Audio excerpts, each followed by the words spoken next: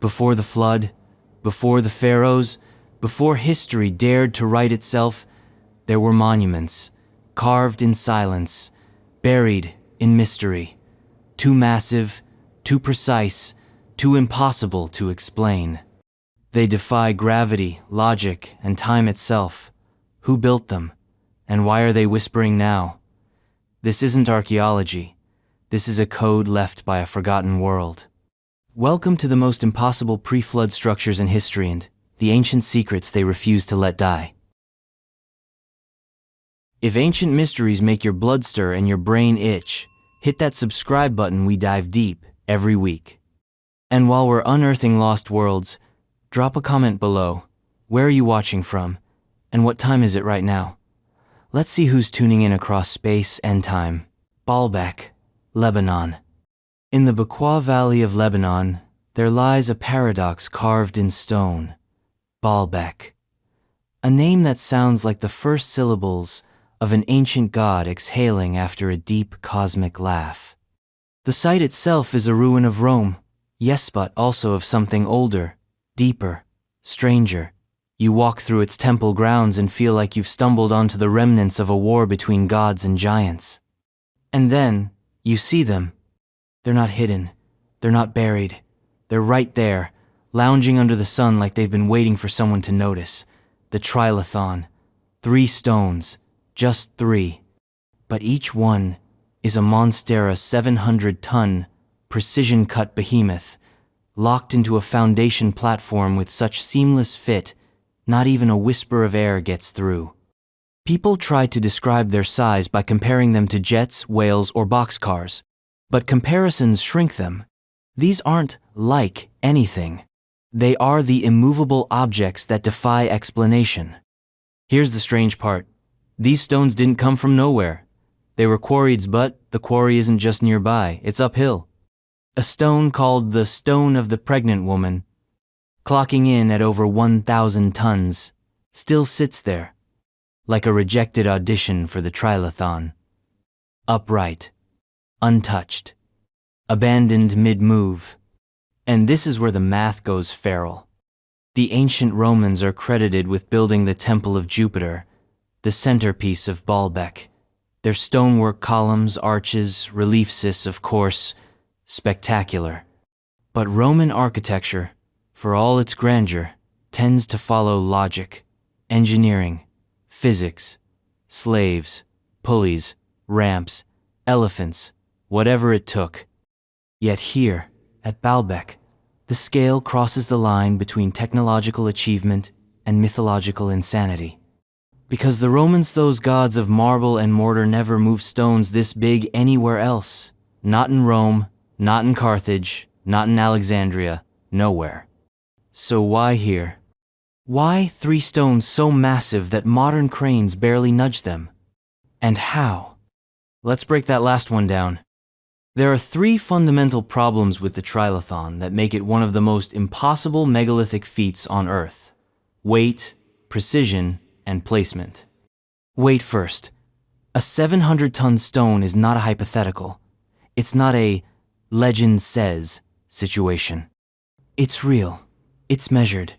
And it's sitting exactly where someone or something put it thousands of years ago.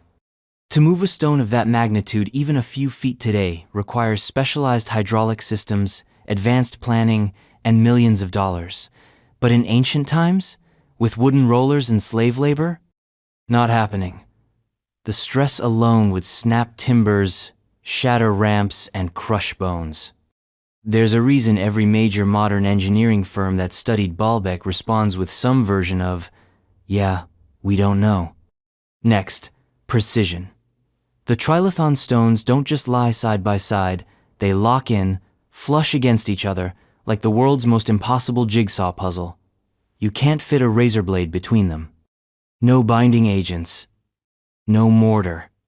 Just friction, gravity, and perfection. This level of fit is not just aesthetic. It's functional. The platform supports one of the grandest Roman temples ever built. That means the foundation couldn't settle, flex, or crack over time. It had to be perfect on day one. which leads to the most baffling part. Placement.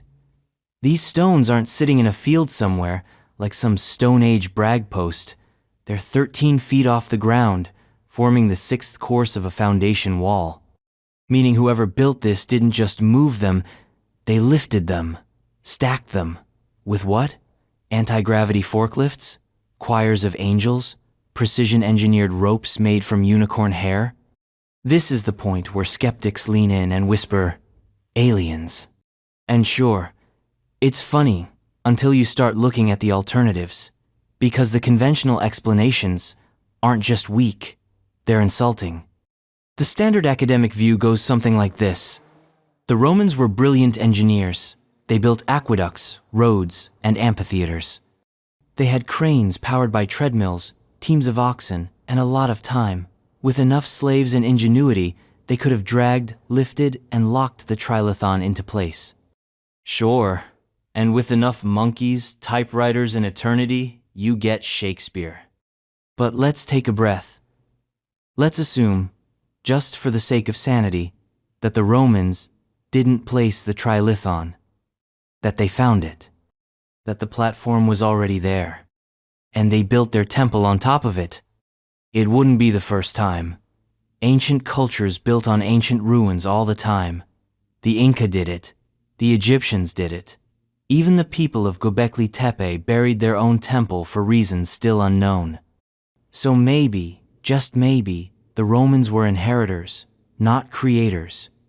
Because what if Baalbek isn't a Roman temple site at all?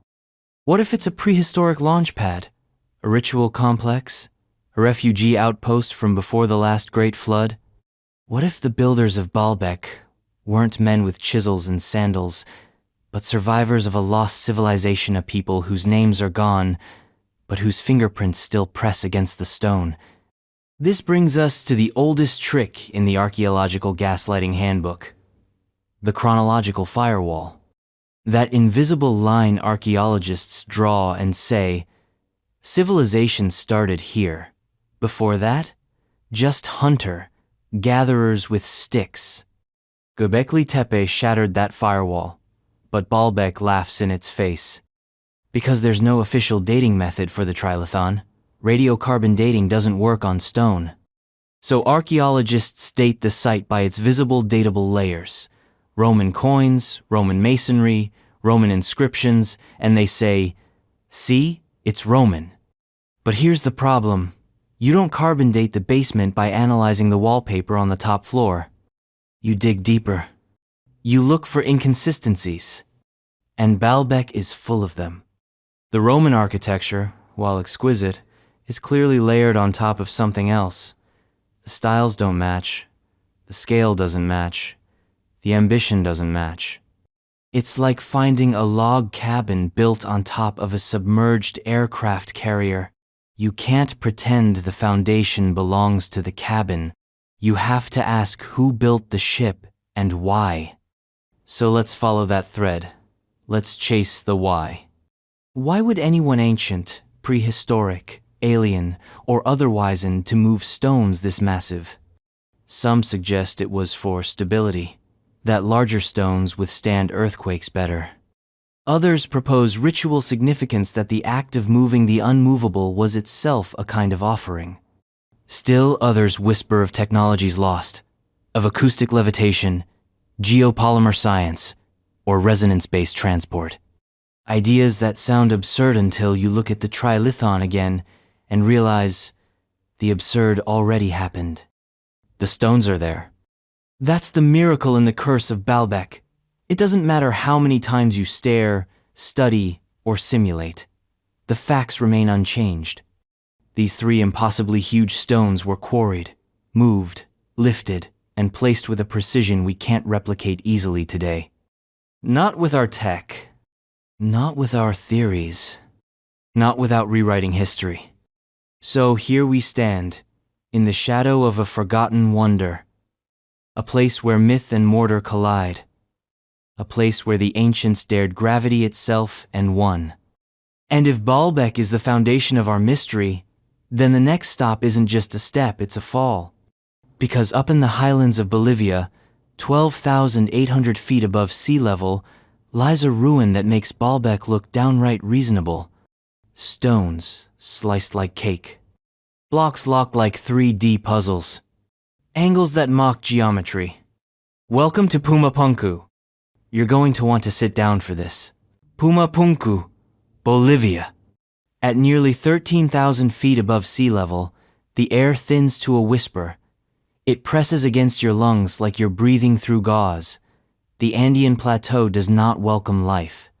And yet, standing in the raw, wind-scraped desolation of the Bolivian highlands, someone or something left behind a message. Not in ink, not in myth, in stone. This is Puma Punku, a place so far removed from the expected that it doesn't feel ancient, it feels alien. Not because of little green men, but because what sits there simply should not exist. What you see what defies explanation is a collection of megalithic blocks, scattered like forgotten Lego from the dawn of time. They're not etched with hieroglyphs or crowned with gods. They don't pretend to tell you what they are. Instead, they dare you to explain how they happened. The stones themselves are andesite, and red sandstone, some of the hardest and most brittle materials you can try to shape. Forget bronze chisels. You'd be lucky to scuff these with iron. And yet, here they lie, cut and dressed like factory components. There are blocks with perfectly flat faces, right angles sharp enough to slice your pride, and details that look less like carvings and more like precision machining. These weren't roughed out by hands using stone tools. They were engineered. You know those H-shaped blocks? The ones that keep showing up in conspiracy documentaries? They're real. Dozens of them. Identical in size, shape, proportion, with recessed grooves, interlocking edges, and flawless symmetry. You could swap one out for another and the fit would hold.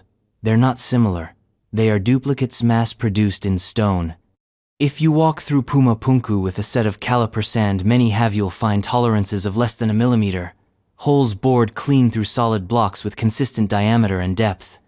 Side cuts so parallel, you can run a metal square along the edge and hear no scrape. There are cuts that go several inches deep into rock, maintaining straight line accuracy all the way down, as if sliced with a modern saw blade. Which begs the question, how? Let's entertain the mainstream explanation. The Tiwanaku civilization, somewhere between 500 and 1000 CE, created this complex. No writing system, no known tools beyond bronze. No wheels in practical use, no pulleys, no cranes. Just human hands, stone tools, and a staggering amount of faith in muscle and time. But let's be clear, bronze does not cut andesite. Bronze bounces off andesite. Bronze begs for mercy. So the fallback explanation becomes this. They pecked. For weeks, for months, with harder rocks, over and over, slowly, deliberately, creating geometries that look like the output of CAD software rendered in solid mass. It's like saying someone carved a Formula One engine block with a spoon. Now let's talk about the size of the stones. Some of the largest blocks at Puma Punku weigh over 100 tons. The sandstone slabs used for foundations tip the scale at 130 tons. These were not quarried from the backyard. The andesite came from 90 kilometers away. The sandstone came from 10 kilometers across rough, uneven terrain, and they had to cross a river. That's a logistical nightmare even with diesel engines. But up here, where altitude starts to mess with your blood oxygen, dragging those stones across country becomes more than implausible. It becomes delusional. Let's go back in time. Imagine hundreds of laborers. No pulleys, no beasts of burden, no wheels, just ropes, ramps, and willpower. Now picture them navigating steep slopes, uneven terrain, and a frigid, wind-swept plateau, dragging stones the size of small houses with wood that splinters under half the load. You begin to realize this isn't a construction project. It's a death march. Even if they had infinite time, the end result isn't what you'd expect from primitive trial and error. You don't stumble onto industrial precision. You don't accidentally make modular blocks with engineered interfaces. You don't peck your way into CAD-style symmetry with a hammerstone and optimism. And then there's the arrangement. Puma Punku's layout isn't random. It's not just a pile of fancy blocks. The complex once had platforms, doorways, steps assembled like a modular system. Many of the blocks were interlocking, not simply stacked. That means whoever designed this didn't just think vertically, they thought structurally, architecturally. Every block was part of a larger whole, and that whole was planned with terrifying foresight. But today, it's ruins, scattered, broken. The site looks like it was hit by a cosmic hammer. Stones lie toppled, fragmented, some flipped upside down, others hurled meters from their original positions. This doesn't look like collapse from time or erosion. It looks like violent destruction. A precision structure ripped apart by an explosion, an earthquake or something worse. One theory? Cataclysm. Sudden. Overwhelming. Something that ended the culture or civilization that built Puma Punku. A global flood. A comet. A pole shift. It sounds dramatic until you realize the damage matches the story. This wasn't a slow decay. This was obliteration. The Tiwanaku people may have inherited the site, expanded it, worshipped there. But did they build the original complex? There's a quiet debate buried under the academic surface whispers about a pre-Tiwanaku origin, that perhaps, just perhaps, they found Puma Punku, like the Romans may have found Baalbek. Like others may have found ruins across Turkey, India, and Egypt. Because here's the dirty secret. Puma Punku hasn't been conclusively dated. You can carbon date organic material nearby, charcoal, wood, bones, but you can't carbon date stone. So when archaeologists say Puma Punku is 1,500 years old, what they really mean is the stuff we found near Puma Punku is 1,500 years old. But the stones? They could be much older. Some geologists and alternative researchers suggest dates that push Puma Punku back to the end of the last ice age around 12,000 years ago.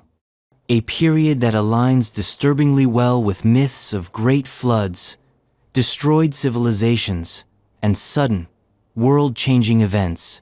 Plato's Atlantis, the Sumerian flood, the biblical deluge.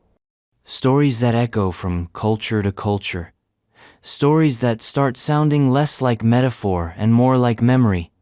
And if Puma Punku is a memory carved in stone, then it's not just an outlier, it's evidence. Evidence that something existed before our version of history begins. Something capable of engineering feats we still struggle to explain. So what happened to them? Maybe they were wiped out. Maybe they left. Maybe they became us. But we forgot who we were.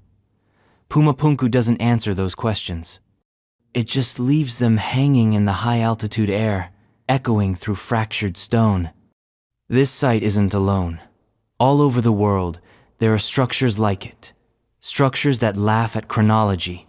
Structures that spit in the face of progress narratives. Structures that whisper, "You don't know what you think you know." But Puma Punku is unique in one chilling way. It looks like a crime scene.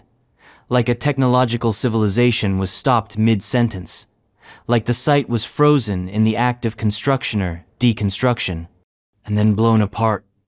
And when you think you've seen the full extent of impossibility, when you think the limits of ancient precision and scale have been reached, the Andean highlands hand you one more card.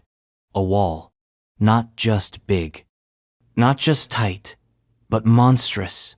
Convex, concave, and woven like a giant stone serpent.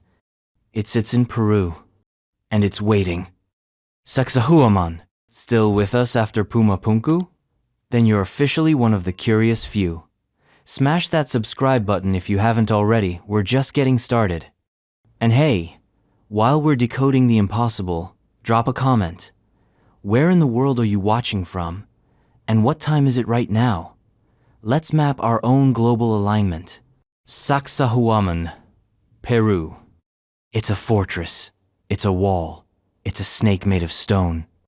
On a hillside above the Peruvian city of Cusco, the ancient capital of the Inca Empire, lies one of the most visually shocking megalithic structures on Earth. The locals say it's the head of a great serpent. From the sky, it certainly seems like it.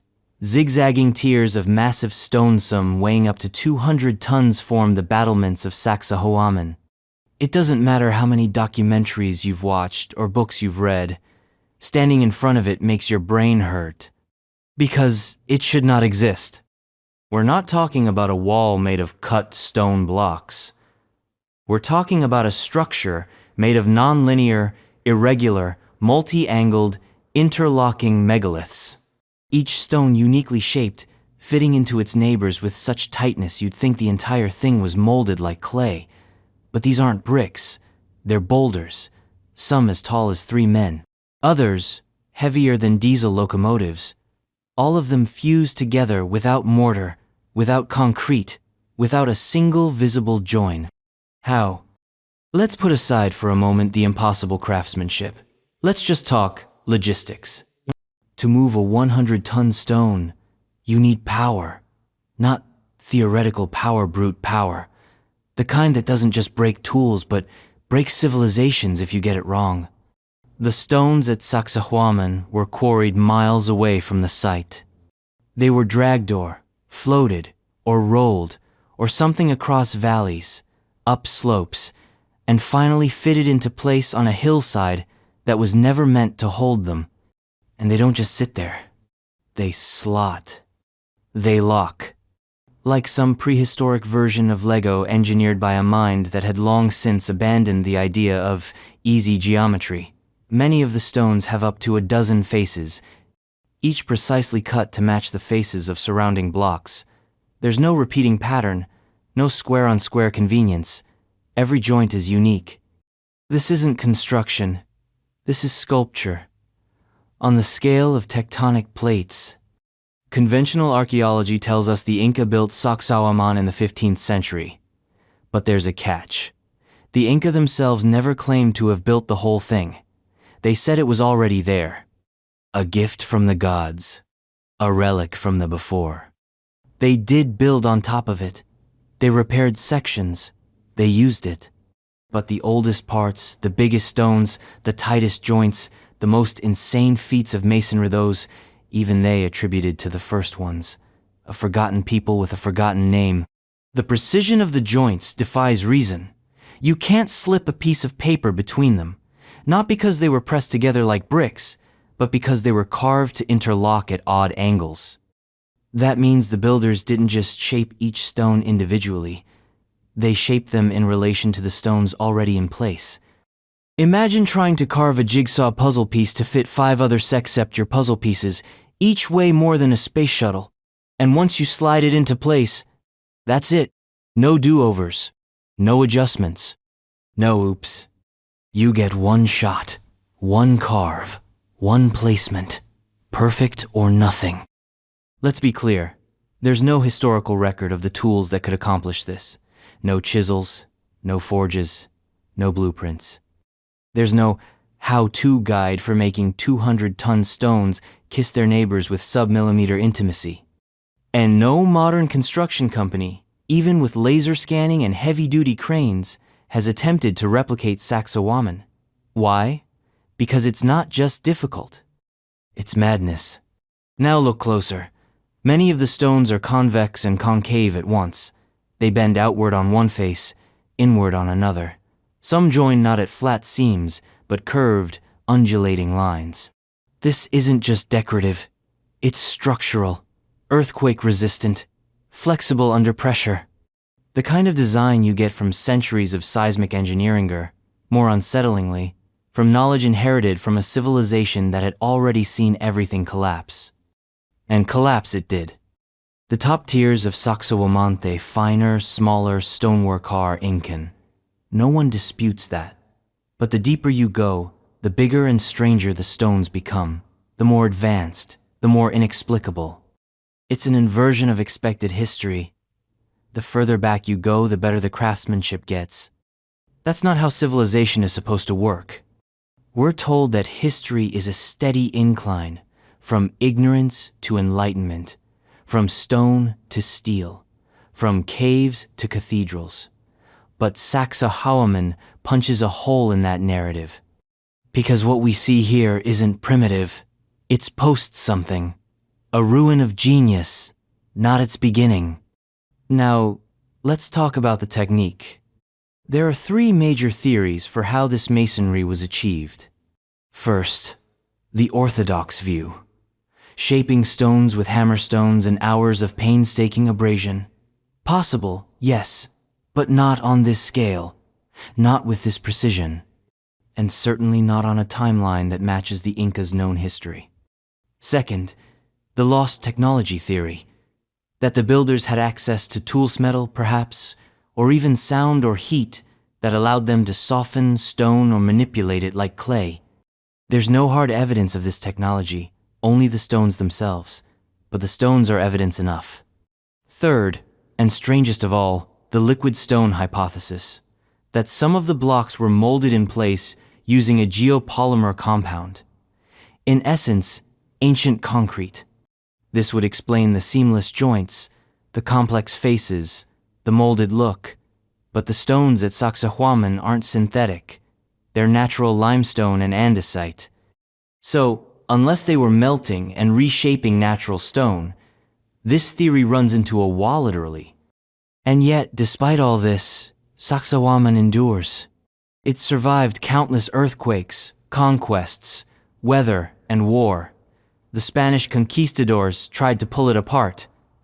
They succeeded in looting the smaller stones, but the big ones, they couldn't move them, couldn't budge them, and so, the greatest wrecking force of the early modern era gave up and built their churches with whatever scraps they could carry. The rest, they left in place. Monuments to an earlier, weirder world.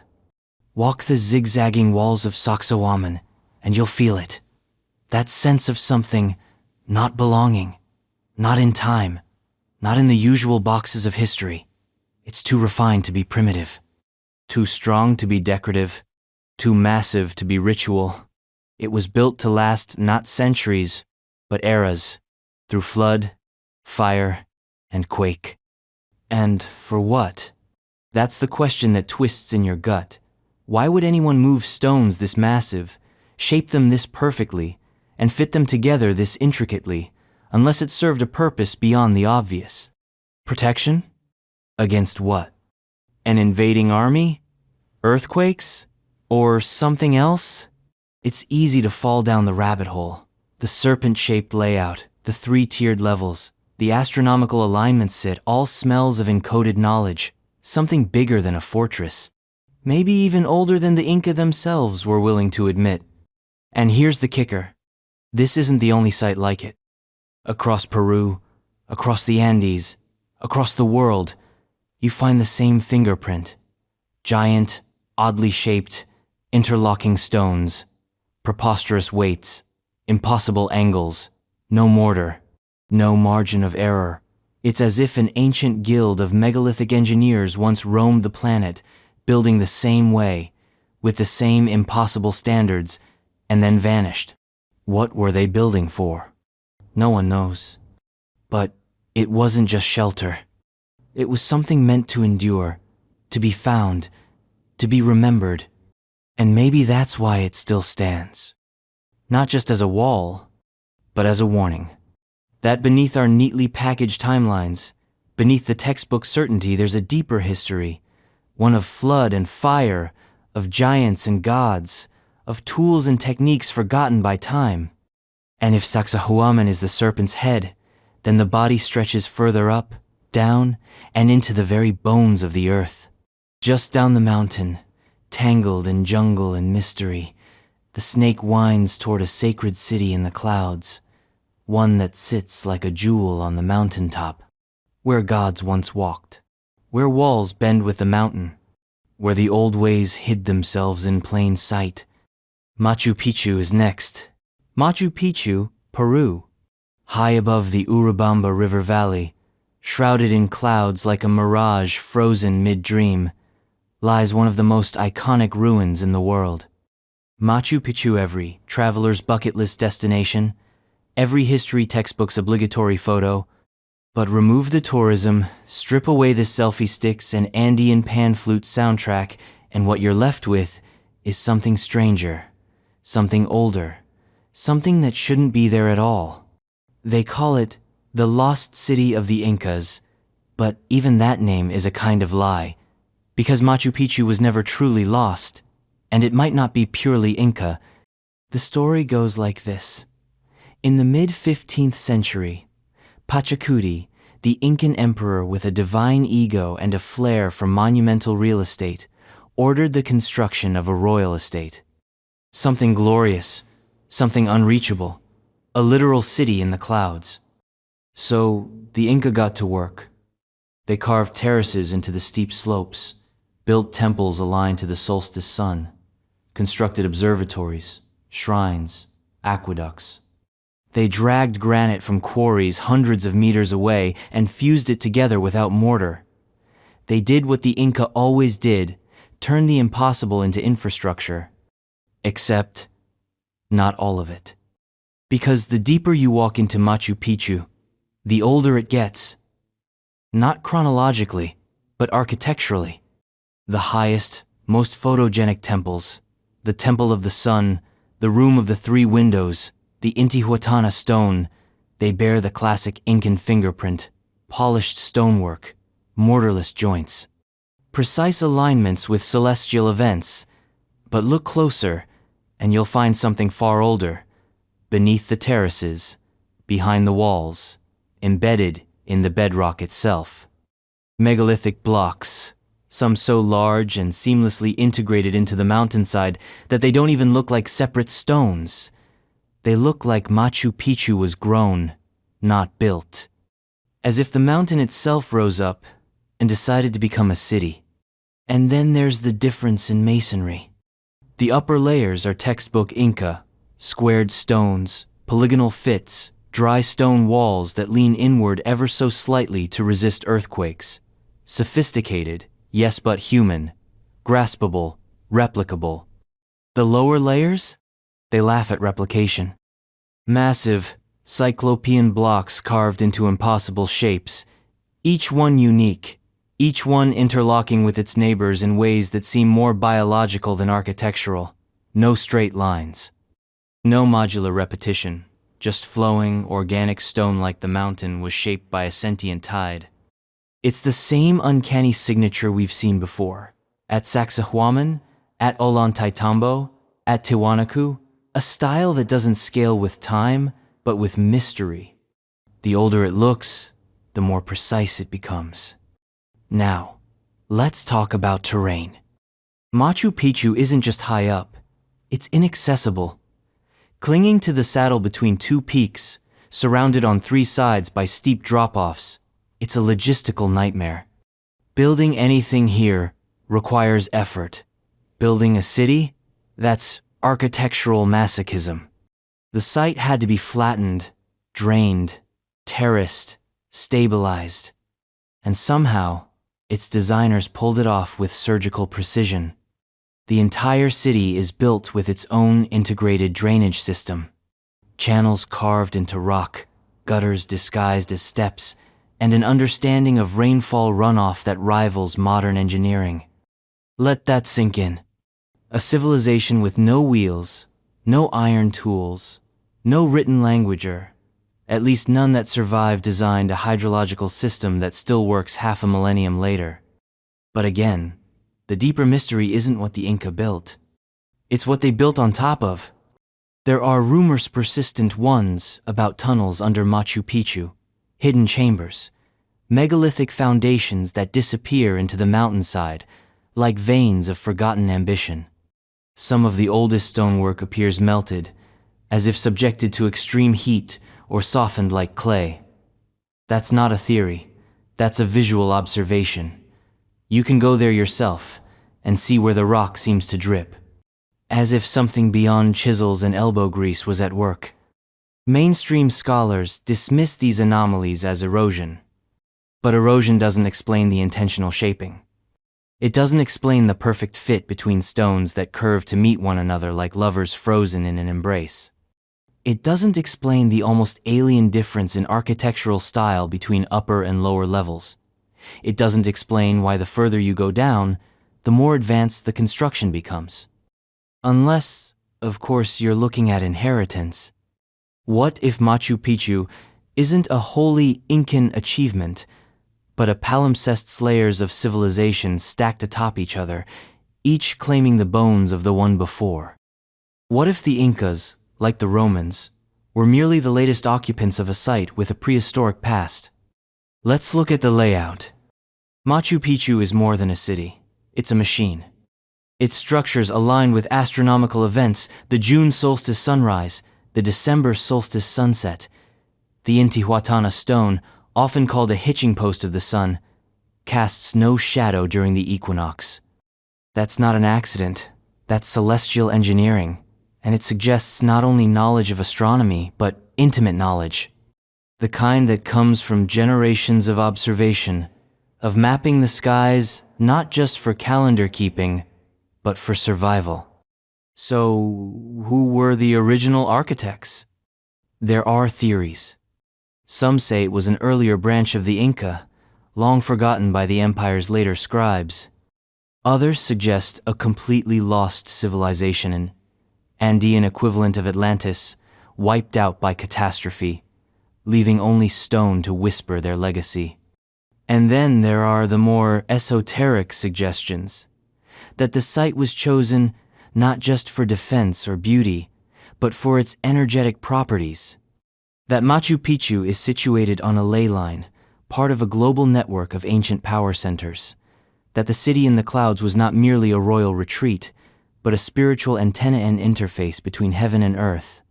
Whether you believe that or not, one thing is clear. Machu Picchu wasn't just built, it was placed. It fits the mountain like a second skin. Every terrace, every wall, every step aligns with the landscape. There's no forcing of geometry onto nature. There's a merging, a symbiosis. That's not conquest, that's communion. And maybe that's the secret. Maybe the reason Machu Picchu endures, the reason it feels so otherworldly, is because it wasn't just an architectural project, it was a philosophy, a worldview carved in granite, one that saw mountains not as obstacles, but as partners, one that didn't separate the sacred from the scientific. Of course, the Spanish never found Machu Picchu. They burned Cusco. They dismantled the temples. But this mountaintop miracle remained untouched, wrapped in mist, hidden by jungle, as if it wanted to be forgotten. And maybe it did. Because once you see it, really see it, you can't unsee the contradictions. You can't pretend that the official story, the one printed in tourist brochures and taught in textbooks, accounts for all of it. It doesn't. The older parts of Machu Picchu belong to a world that doesn't make sense. A world where stones bend, where cities breathe with the mountain, where builders knew more than they should have. And just when you think it can't get weirder, the trail turns again. From Machu Picchu, the path winds to a place less famous, but even more puzzling. A place where the stones don't just fit, they float. Where the mountains are steep, the walls are colossal, and the construction turns the laws of physics into a suggestion. Ollantaytambo is calling. Ollantaytambo, Peru.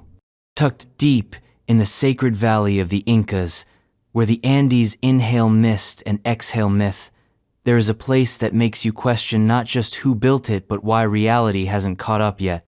It isn't as famous as Machu Picchu, nor as polished in tourist brochures, but what it lacks in postcard glamour, it more than compensates for in raw, forehead-slapping impossibility. Ollantaytambo, part fortress, part temple, part city, and every stone of it a question mark wrapped in granite. At first glance, Ollantaytambo looks like another Incan marvel. Terraced hillsides, flowing aqueducts, Urban planning in harmony with nature, it checks all the boxes. But the moment your eyes settle on the megalithic stones crowning the sun, temple, those checkboxes catch fire. Because what you're staring at isn't advanced for its time. It's advanced for our time. These stones aren't just big, they're titanic. Some weigh up to 60 tons, each one hoisted up a steep mountainside from a quarry several kilometers away. And we're not talking level ground here. We're talking river crossings, jagged switchbacks, and inclines so sharp they make your knees ache just looking at them. Let's pause right there. Just moving these stones, cutting them from the quarry, hauling them across terrain that would challenge a mountain goat, then dragging them up the mountain to their current position would be a project requiring cranes, trucks, and heavy-duty equipment today. The Inca had none of that. No pulleys, no iron tools, no wheels, just manpower.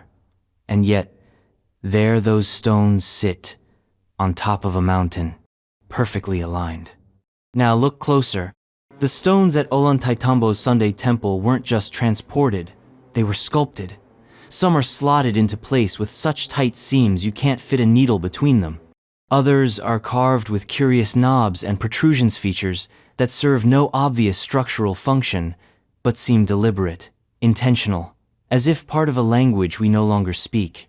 You'll notice something else, too.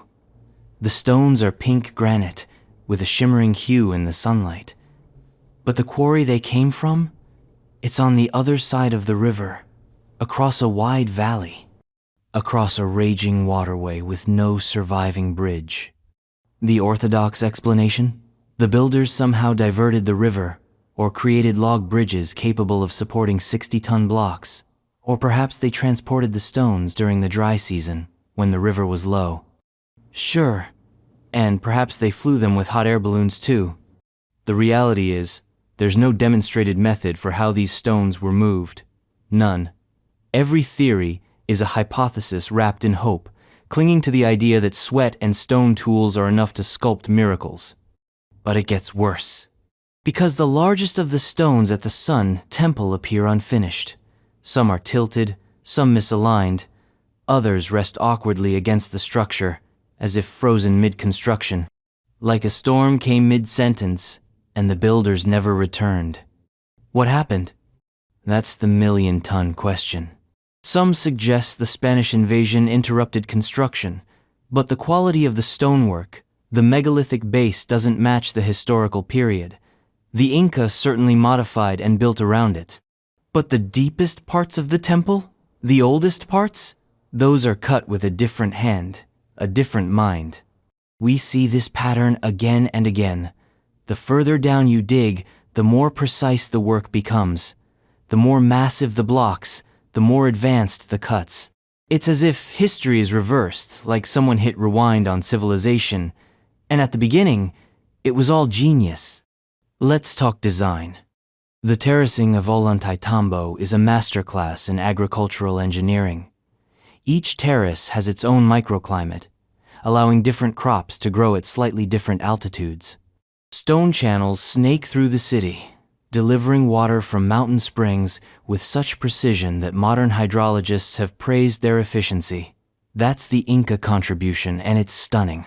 But even this brilliance sits on top of something older, something stranger. Ollantaytambo's megalithic foundation seems to mock linear time. The walls are built with multi-angled stones, locked in place without mortar, fitted so tightly that seismic activity just shrugs and passes on. It's quake-proof in a region that's anything but stable. The surfaces are smooth, sometimes polished. The edges are crisp, not the kind of craftsmanship you achieve by bashing rocks together for centuries. Again, we see the curious mix of styles. The polygonal masonry of the Inca layered over something else, something more ancient, more alien. You see newer repairs done with smaller stones, awkward and clumsy compared to the seamless giants beneath. It's like watching a modern artist trying to restore a Renaissance masterpiece with crayons. And then there's the location. Ollantaytambo is nestled at the confluence of three valleys, surrounded by sheer cliffs, and shadowed by mountain ridges that look like sentinels. One of those ridges bears a massive natural rock face that appears sculpted an enormous visage looking down over the city. Locals call it Tunupa or Viracocha, depending on the tradition, a face of the gods. A watcher. Coincidence? Pareidolia? Maybe. Or maybe the builders of Ollantaytambo weren't just constructing a fortress. Maybe they were designing an observatory, a spiritual hub, a portal. Because this place doesn't just defend the valley, it commands it.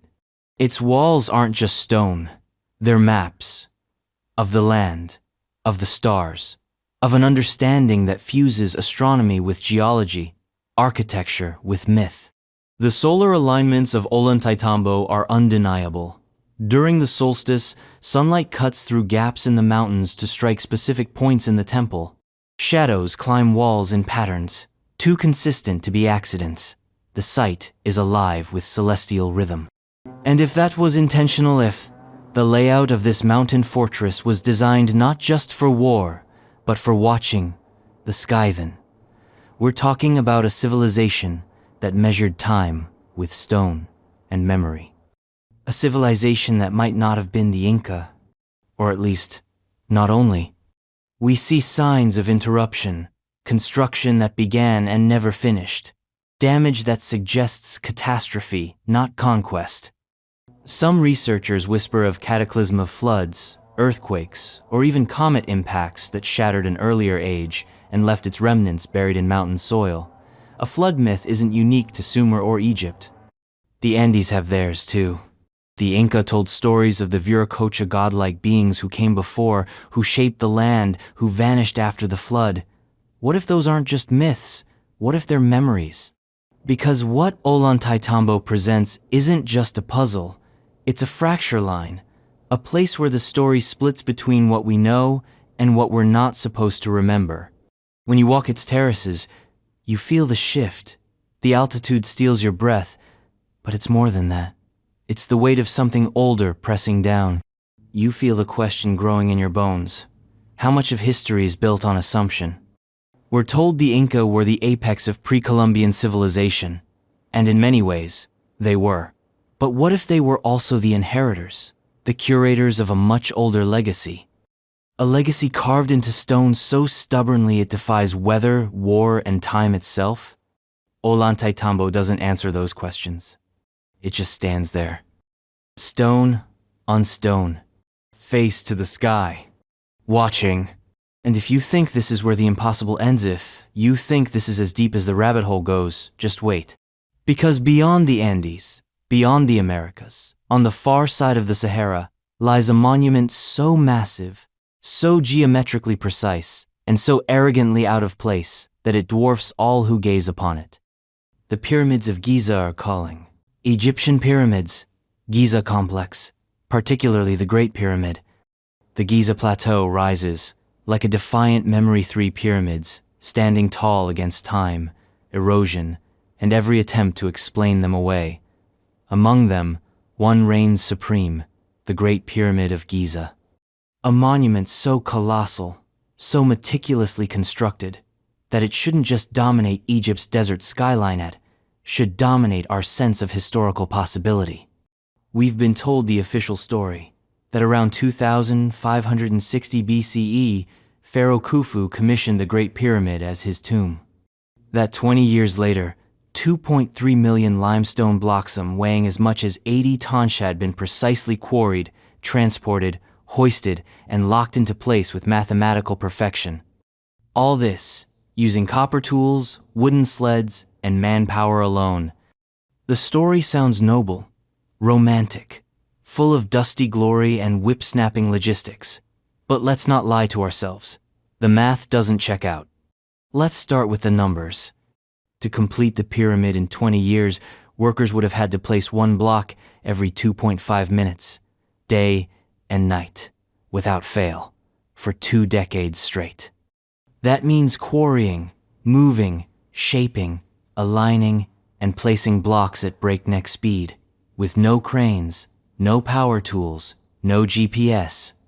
And yet, here's the thing, The Great Pyramid isn't a pile of rocks. It's an architectural code locked in stone. Let's go deeper. Each side of the base is 230.4 meters long, and those sides are aligned to true north, south, east, and west, with a margin of error of less than 1/15 of a degree. That's not impressive for the ancient world. That's impressive for today. Aligning a 6 million-ton monument to cardinal points with such exactitude would be a feat of surveying genius even with lasers and satellites. Then there's the footprint. The pyramid is built on a bedrock platform so level that it deviates by less than an inch across its entire 13-acre base. That level of precision suggests a method of measurement and construction more refined than any attributed to the Old Kingdom. Inside, it gets weirder. The Great Pyramid isn't hollow, but it's not solid either. It contains chambers, some recently discovered connected by narrow shafts, aligned with astronomical bodies. The king's chamber is lined with massive granite slabs, each weighing 30 to 60 tons, transported from Aswan over 500 miles away. These slabs weren't just placed. They were fitted tightly enough to prevent a sheet of paper from sliding between them. And the internal angles? Still confoundingly perfect. The Grand Gallery rises at 26 degrees with corbelled walls that support a ceiling high enough to swallow most buildings. The passageways and shafts align with stars like Orion's belt and Sirius, leading some to speculate that the entire structure is less a tomb and more a machine, a clock, a calendar, a cosmic harmonizer. But if it's a tomb, it's a strange one, because there's no decoration, no hieroglyphs, no treasure, no mummy, no inscriptions proclaiming the glory of Khufu, just raw, echoing stone. Unlike every other known royal tomb in Egypt, which is crammed full of painted scenes, elaborate spells, and divine advertisements for the afterlife, the Great Pyramid is silent. Silent and purposeful. Even the dimensions hint at something deeper. The pyramid's height, when multiplied by a certain factor, gives you the polar radius of the Earth. The base, when measured correctly, encodes pi. Whether by coincidence or design, the ratios of height to base reflect the geometry of a sphere circumscribed by a pyramid. That kind of mathematical elegance doesn't come from guesswork. Let's consider the casing stones. Originally, the Great Pyramid was covered in gleaming white Tura limestone, polished to a mirror finish. These casing stones fit together so precisely that even a razor blade couldn't slide between them. They reflected the sun so brightly that the pyramid could be seen glittering from miles away. Some ancient historians described it as shining like a jewel. Most of the casing stones were looted in the Middle Ages, stripped and used to build mosques and buildings in Cairo. But a few remain, and their workmanship suggests something else entirely. Not just craftsmanship, but a level of refinement typically reserved for precision industrial manufacturing. Now imagine placing those casing stones, weighing over 15 tons, at the very top of a structure 480 feet high, without cranes, without scaffolding, in an age where the wheel itself was still relatively new. It's not impossible, but it's implausible. So, who built it? If not Khufu and his copper chisels, then who? One theory points to a civilization far older than the dynastic Egyptians, people whose knowledge of astronomy, geometry, and stone engineering eclipsed anything we currently associate with 4th Dynasty Egypt. A culture whose architectural fingerprints show up not just in Giza, but across the globe, whispers of a forgotten age. Sound far-fetched? Let's return to the Sphinx for a moment, the guardian of the plateau. Geologists have argued for decades about the weathering on its body. The deep, vertical fissures carved into its enclosure suggest water erosion, massive rainfall, more consistent with a wetter, pre-desert Sahara. If that analysis holds, it would date the Sphinx and potentially the structures around it to a time well before 2500 BCE. And if the Sphinx is older, then the pyramid must be reconsidered. Because here's the catch. There is no concrete contemporaneous documentation of the pyramid's construction. No scrolls, no murals, no quarry records that definitively say, "This is how we built the Great Pyramid." What we have are later inscriptions, stories written centuries after the fact. And in archaeology, that kind of temporal gap should raise red flags, not reinforce confidence. Then there's the question of why. If the pyramid isn't a tomband, nothing in it suggests it is, then what is it? Some believe it was a power plant. That the pyramid harnessed subtle energy fields from the earth, amplified them through the crystal-like properties of granite and limestone, and radiated them through its internal shafts. Others think it was a repository of knowledge, a stone hard drive, encoding geometry, astronomy, and cosmology in its dimensions. It's easy to dismiss these ideas as fringe, until you realize that the mainstream explanations require an equal amount of blind faith in unproven logistics. Let's face it, building the Great Pyramid today would still be a titanic undertaking. We would need to custom manufacture cranes, develop heavy lift systems, and spend billions in materials and labor. And even then, we'd likely be off by a few millimeters here or there. We wouldn't be able to match the sheer consistency of precision found in this supposedly ancient relic. So, what does that tell us? It tells us the Great Pyramid is not just an outlier, it's a boundary marker, a line in the sand between the history we're taught and the history that might have been. It stands in defiance of timelines, materials, science, and our collective sense of superiority. It whispers the same thing Baalbek did, the same thing Puma Punku screamed, the same thing that Sacsahuaman and Ollantaytambo suggested. You forgot something. And that something is not a footnote.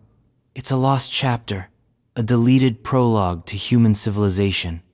The Great Pyramid is not just a monument. It's a monument to memory itself, a cosmic bookmark saying, start here. And just when you think the madness peaks, when you think the scale and silence of Giza can't be outdone, you drop below the sands, into the darkness. Into a labyrinth, where 100-ton sarcophagi rest in perfect tunnels, polished to mirror finishes, sealed in stone chambers that defy explanation. Beneath Saqqara lies the Serapeum. And you're going to want to bring a flashlight. Serapeum of Saqqara, Egypt. Deep beneath the sands of Saqqara, down a sloping passageway carved through limestone and silence, lies a place that should not exist. It is dark. It is cold. It smells like dust, stone, and forgotten answers. It is called the Serapeum, and it is, without exaggeration, one of the most haunting enigmas of the ancient world. Picture it. An underground labyrinth stretching more than 300 meters through solid bedrock, lined with side chambers, each housing a monolithic stone box. These aren't sarcophagi in the usual sense. These are coffins for gods, for beasts, for mysteries. There are 24 of these boxes, each one carved from a single block of granite or basalt, each one weighing between 70 and 100 tons with lids that weigh another 30. Let's be clear. These aren't decorative tombs or ceremonial props. These are engineered. The precision of the boxes is mind-shattering internal corners that meet at perfect right angles, mirror-polished interiors, and tolerances so tight you could barely slip a human hair between the box and its lid. Some boxes are so perfectly squared, so smooth, so impossibly exact, that engineers who have studied them report tolerances within 0.002 of an inch. That's not artistry. That's industrial precision. And yet, we're told these were made 3,300 years ago, in the time of the New Kingdom. Carved using diorite balls and copper chisels, hoisted into place with brute strength, ramps, and prayer. Let's pause for a moment. You're underground, in a corridor barely wide enough to maneuver a minivan, let alone a 100-ton block of stone. The ceiling is low, the angles are awkward, the ramps, non-existent. And yet, These boxes weren't just moved in, they were placed, gently, perfectly, inside niches just big enough to contain them. No signs of forced entry, no damage from impact, no broken edges. As if each box was levitated into position and set down with a sigh. To accept that this was done with rudimentary tools is to accept that somewhere, in a lost manual of ancient logistics, there exists a chapter titled How to Perform Underground Precision Mechatronics Without Electricity or Space. Because the Serapeum is not just weird, it is mockingly impossible. Let's rewind to what the boxes are said to contain. According to mainstream Egyptology, the Serapeum was a burial site for the Apis bull sacred animals, worshipped as earthly incarnations of the god Ptah, later associated with Osiris and Serapis. The idea is that each box housed the mummified remains of a bull, which were ritually interred and sealed forever. But here's the thing. Most of the boxes were found empty. Some had bones. A few faint traces of organic material. But no clear, preserved bull remains. Nothing you'd expect if the site had been used consistently for centuries to house deified cattle. Then there's the question of scale. If the goal was to honor a bull, why build a sarcophagus the size of a studio apartment? Why move heaven and earth to place a perfectly machined, 100-ton granite box in an underground vault, only to stuff it with one animal? It doesn't add up. Unless we're asking the wrong question. Maybe the boxes weren't just for bulls. Maybe the bulls were symbolic, part of a ritual or cult practice that had forgotten the original purpose of these objects. Maybe the Serapeum is a hand-me-down from a civilization far older, whose technology we no longer recognize as such because we can't replicate it. Let's talk granite for a moment.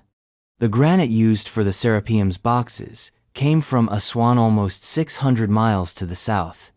That means these 100-ton monoliths weren't just carved, they were moved across the Nile Valley, loaded, floated, hauled, then taken down into a subterranean tunnel system and installed with millimeter-level precision.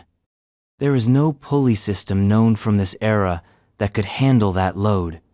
There is no workforce strong enough to shift that mass in such confined space without destroying the very chamber they're trying to fill. And if you think that's the end of it, think again. Some of the boxes show signs of strange tooling, linear striations, scoop marks, even rotational cuts, suggesting tools that moved in circular motion, not hand chiseling, not pecking, but something more akin to lathes or high-speed cutting tools. Mainstream scholars explain this away as polishing techniques or abrasion over time. But polishing doesn't produce gouges. Abrasion doesn't create spiral grooves. So what does? And why does no one seem to want to find out? There's a cognitive dissonance at play when you walk the Serapeum. The tunnel walls are rough, crude, unadorned. The lighting is modern, artificial. You see dust, pipes, wires. But then you turn a corner and there it is. A box. Perfect. Alien in its perfection. So smooth you can see your reflection in the stone. So geometrically flawless you could use it as a calibration object for industrial machines. And it just sits there, waiting. It feels like something out of science fiction. Like a black box recorder from a previous civilization. A safe. A vault. Not for bulls. For data. For secrets. Some researchers speculate that the boxes were designed to resonate, that they could hum at specific frequencies, perhaps even vibrate when struck. There are stories, mostly anecdotal, of strange acoustic effects within the chambers, standing waves, echoes that never die.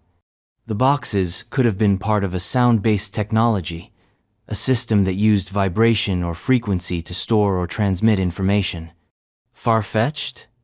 Maybe. But not as far-fetched as believing a team of Bronze Age workers descended into a rock-hewn basement carrying a 100-ton granite cube with nothing but rope, wooden sleds, and optimism. And remember, the Serapeum wasn't even discovered until 1850 by French archaeologist Auguste Mariette, who stumbled upon it while chasing ancient texts. When he cleared the sand and entered the tomb, he must have thought he'd found the remains of gods. What he actually found was something worse, a room full of questions. Because there's no inscription saying, "This is how we did it." No murals depicting ramps, levers, or laborers sweating under the sun. Just granite, darkness, silence. Even stranger, some of the boxes appear to have been damaged by force, not by time, not by erosion, but by attempts to break in, as if later cultures tried to open what they did not understand, and failed. That tells us something, that even centuries or millennia later, these boxes remained sealed, intact, impervious. Whoever built them didn't just want to bury something. They wanted it to never be found, never disturbed. They wanted the boxes to survive cataclysm, flood, fire, time, and they have. The Serapeum, like the Great Pyramid, like Baalbek, like Puma Punku, exists in defiance of time. A middle finger carved into stone, aimed directly at the arrogance of our modern certainty. We want history to be linear, to make sense. We want it to be the story of constant progress, but the Serapeum whispers otherwise. It suggests peaks before the valleys, genius before the dust. And it's not the only whisper. Further north, older still, buried beneath layers of sediment and forgotten myth, stands a temple not made of bricks but of pillars, circles of stone that predate writing, agriculture, cities. A place where hunter-gatherers carved dreams into stone and arranged them into cosmic order. Gobekli Tepe is waiting, and it changes everything. If the Serapeum stone boxes haven't cracked your sense of reality yet, there's more where that came from. Subscribe now to stay locked in with the legends and the lost. And while the dust settles, let us know where you're watching from, and what time is it right now. Let's see who's digging through history with us. Around the clock. Gobekli Tepe, Turkey. Before the wheel, before writing, before metal, before agriculture even. Long before pyramids pierced the sky, before Sumer rose from mud and myth, before Egypt had gods with names, there was a hill, just a dusty hump in southeastern Turkey, nothing special. Locals called it Potbelly Hill, a name you'd give a place more likely to host goats than gods. But then they dug, and the world changed. Gobekli Tepe isn't just old, it's impossibly old. Dated to around 9,600 BCE, it predates Stonehenge by 6,000 years. It predates the Great Pyramid by over 7,000 years. It was built when humans, according to our textbooks, were still living in scattered bands, eating roots, and chasing deer. No cities, no temples, no complex society. And yet, here it is. A temple, a monument, a question mark carved in limestone. Massive T-shaped pillars, some over 20 feet tall, arranged in concentric circles. Dozens of them. Each pillar weighing up to 20 tons, carved, lifted, and set upright with intention. Some of the pillars are anthropomorphic broad shoulders, arms folded over the chest. Others are blank, but many are etched with animals. Foxes, snakes, scorpions, wild boars, birds, predators, and prey. The carvings aren't random. They're symbolic, stylized, organized, and they're deep reliefs, meaning someone didn't just scratch pictures onto stone. They sculpted them, with care, with tools, with vision. And that's the problem. Because according to everything we thought we knew, this site should not exist. Not this early. Not with this complexity. Not with this precision. At the time Gobekli Tepe was built, humans were still supposed to be nomadic hunter-gatherers. But the labor investment here, carving, quarrying, lifting, aligning, suggests hundreds, maybe thousands of organized workers, That implies social hierarchy, shared belief, leadership, planning. In other words, civilization. Only, civilization wasn't supposed to have happened yet. Gobekli Tepe flips the script. It suggests that complex religious structures didn't result from agriculture, they preceded it. That people came together first to worship, to build monuments to the sky, and only later figured out how to farm to support their gatherings. In this version of history, it wasn't the plow that birthed civilization. It was the altar. But Gobekli Tepe isn't just a wrinkle in time, it's a fracture. Let's talk about the construction. The pillars were quarried from limestone bedrock nearby. Fine. But shaping, lifting, and placing them without metal tools, without beasts of burden, without chronesis, a feat so staggering it forces even mainstream archaeologists to hedge their certainty. Imagine carving a 20-ton pillar, moving it across uneven terrain, and setting it upright with only ropes and ingenuity. Now imagine doing it over and over again, for centuries, for different enclosures, layered one over the next. Some enclosures are 20 feet deep, meaning earlier levels were filled in, intentionally buried. That's right. Gobekli Tepe was buried on purpose. Whoever built it later covered it up, meticulously. Not by collapse, not by accident, but by design, layer upon layer of backfill, hiding the structure from the world for 10,000 years. Why? That question hangs in the dust like the breath of ghosts. Was it sacred, dangerous, meant to be preserved for the future or hidden from it? No one knows. And then there's the symbolism. The carvings at Gobekli Tepe aren't just pretty pictures. They form a language. Not a written language, persebute, a symbolic one. Patterns repeat. Some animals dominate like the fox. Others, like serpents, appear around certain configurations. Some researchers think the carvings may represent constellations, astronomical events, myth cycles. Others go further.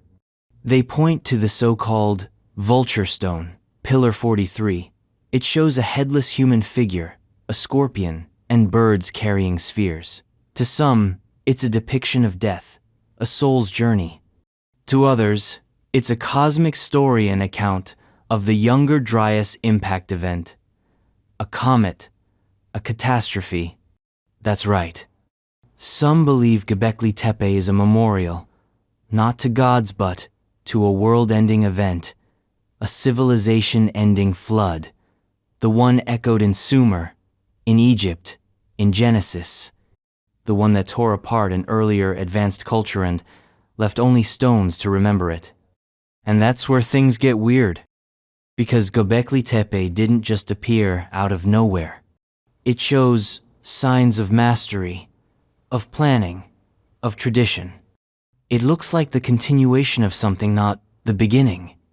The carving skills, the symbolic language, the architectural design, these aren't baby steps. These are the strides of artisans already confident in their craft. And that means the knowledge had to come from somewhere. Gobekli Tepe, in that view, is not the alpha, it's the omega.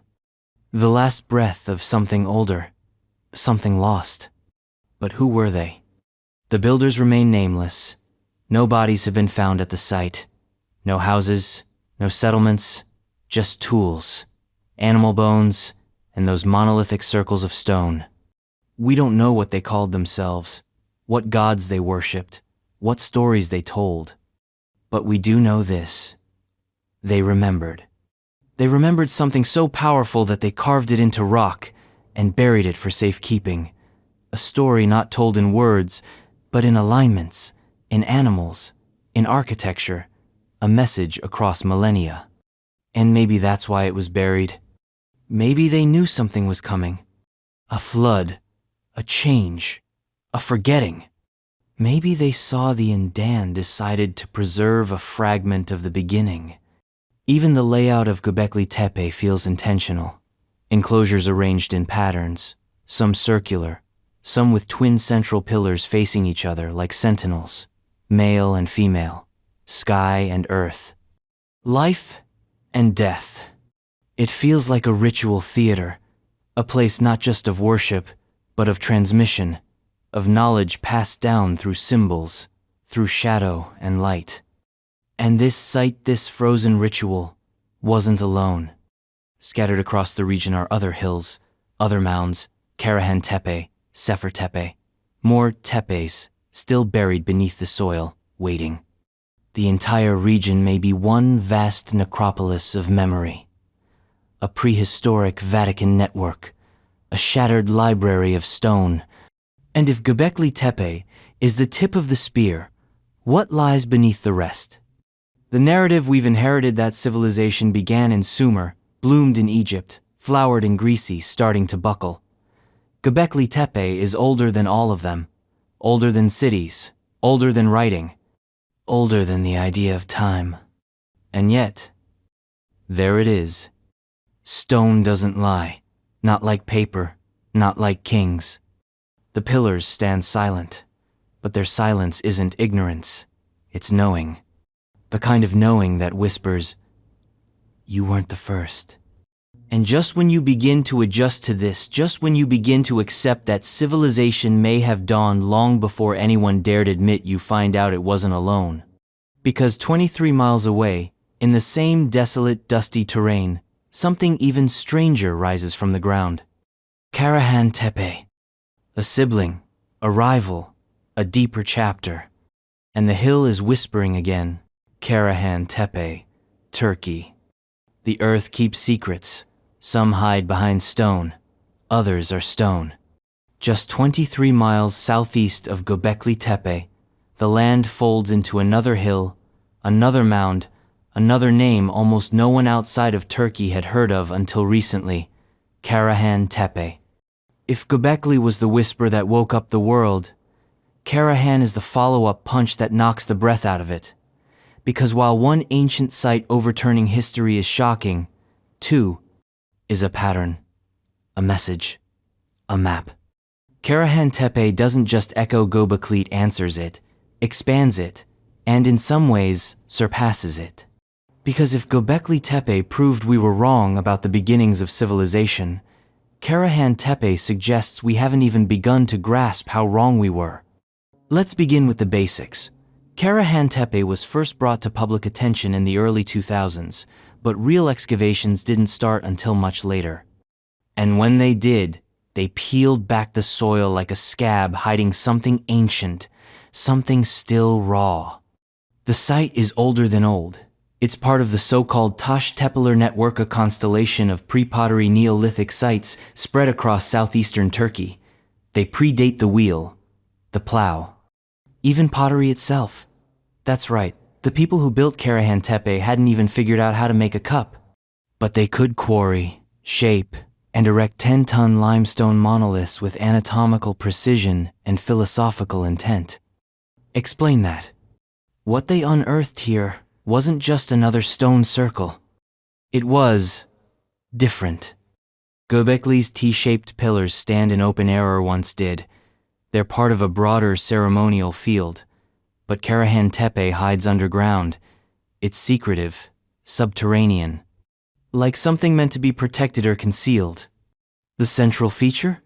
A chamber carved directly into bedrock, accessed by a narrow entry shaft that feels more like a throat than a doorway. Inside, 11 massive, upright phallic pillars surround the walls, watching, waiting. At the center of the chamber, a figure.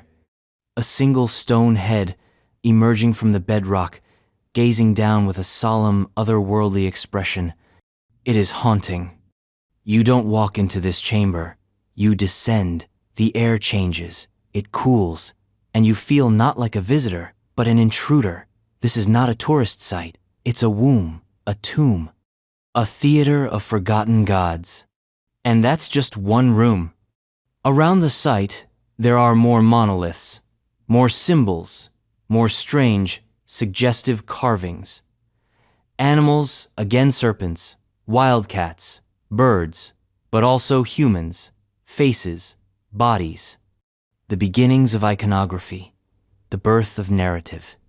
Some stones are carved with rows of phalluses, phalluses leading many to dub Karahan the Temple of the Ancestors, or the Temple of Fertility. But those are guesses, placeholders for something we can't decode. Because this wasn't just crude prehistoric porn. It's too organized, too specific. The repetition has rhythm, and rhythm is the first step to meaning. Let's talk about that central figure, the one carved into the floor. It's not big, not grandiose, but it feels powerful. The head is elongated, the features abstract, the eyes almond-shaped, watching. There's no clear context. No other statues like it. No writing to explain it. Just this solemn, isolated presence. Like a stone priest frozen mid-sermon, or a sentinel left behind when the rest of the world forgot. And the chamber he sits in, it's not just symbolic. It's acoustically engineered. Whispers bounce, footsteps echo. It's designed for sound, for ritual, for resonance. And when you realize that, another possibility begins to slither into view. Maybe Karahan wasn't just sacred. Maybe it was sonic. Think about it. Underground chambers, echo chambers, perfectly smooth walls, symbolic pillars, a figure placed precisely where echoes converge. This wasn't just built for the eyes, it was built for the ears, for vibration, for altered states. What if Karahantepe was an early cathedral, not in the religious sense, but in the neurological one? A place where sound shaped minds, where chants and echoes induced trance, where rituals weren't about belief, but experience. There's more. Karahan, like Gobekli, was buried, on purpose, filled in, erased. And again, we're left to wonder why. Was it shame, reverence, preservation? Did the builders know something was coming? Or were they the last generation, the ones who knew the story was ending, and decided to seal the book? Because once again, the construction here isn't amateur hour. It shows sophistication, planning, mastery of stone that rivals civilizations thousands of years younger, and all of it without agriculture, without metallurgy, without any of the so-called essentials of civilization. Which leads to one uncomfortable possibility. Maybe we've misunderstood what civilization is. We've always linked civilization to material progresso tools, cities, writing. But what if the first civilizations weren't about control, but connection? Not farming, but feeling? Not engineering, but energy? What if sites like Karahantepe weren't anomalies, but templates? Places where early humans gathered to commune not with gods, necessarily, but with each other. With nature. With the sky. With the past. With the future. And what if that kind of civilization, intangible, experiential, symbolic, was destroyed not by ignorance, but by catastrophe? Because here's the thing. Karahantepe and its sister sites weren't destroyed by conquest. There's no evidence of war, no fire, no toppled statues. They were buried intact. That smells of intentionality. Of someone deciding, we're done, seal it, walk away. It's the same feeling you get from the Serapeum, from Machu Picchu, from Puma Punku. It's the whisper that says, something ended here. And when you stack them all together, a pattern emerges. Around the end of the Younger Dryas, roughly 11,700 years ago, something massive happened. A shift, a trauma. The glaciers melted, sea levels rose. Something big, fast, and deadly swept across the planet. And yet, what survived? Stone. Stone that remembers. Karahantepe is not just an archaeological site, it's a scar. A scar that never healed. And just when you think it's safe to rest, to digest the implications of ancient minds crafting monuments of sound and shadow, another ripple hits. Because Karahan is not alone. It's part of a web, a constellation. And one of its stars lies far from the desert, beneath the waves, in the Pacific, where a mountain of rock, stairs, and angles lies drowned under salt and secrecy. The Yonaguni Monument waits. And it may be the oldest of them all. Yonaguni Monument, Japan, underwater. Off the southern coast of Japan, beneath the restless churn of the East China Sea, lies a ruin that should not be there. Divers discovered it by accident in the 1980s, just another day scanning the seafloor near Yonaguni Island, until the ocean pulled back the curtain. And what it revealed was not coral, not a shipwreck, not the usual chaos of the sea but geometry. Massive, right-angled terraces, flat platforms, sheer walls, steps, corridors, a layout, as if the sea had drowned a city but left the blueprint. This is the Yonaguni Monument. To some, it's the smoking gun of a lost global civilization. To others, a curious quirk of geology. But to anyone who's seen it with their own eyes, one thing is certain: it doesn't feel natural. The formation stretches over 300 feet long and rises some 90 feet from the ocean floor. From above, it looks like a ziggurat or step pyramided platforms with sharply defined edges, intersecting at near-perfect right angles. There are flat surfaces so clean they seem machine-cut, steps so evenly spaced they defy randomness, vertical drops that slice like architectural blueprints into the bedrock. And yet, mainstream geology insists it's all natural. Just ocean currents, tectonic shifts, erosion, pressure, and time. But let's dig into that. Because if you're going to claim nature did this, nature better have had a good architect on staff. Let's start with the steps. They're uniform, repeating, precision cut into the stone. In some sections, they rise at consistent heights and depths, like a staircase meant for giants. Not one or two steps, but dozens, some extending for meters. That kind of symmetry doesn't typically happen underwater, where erosion is a chaotic, directionless force. Nature doesn't care about tread depth. Then there are the corners. At Yonaguni, corners don't erode. They persist.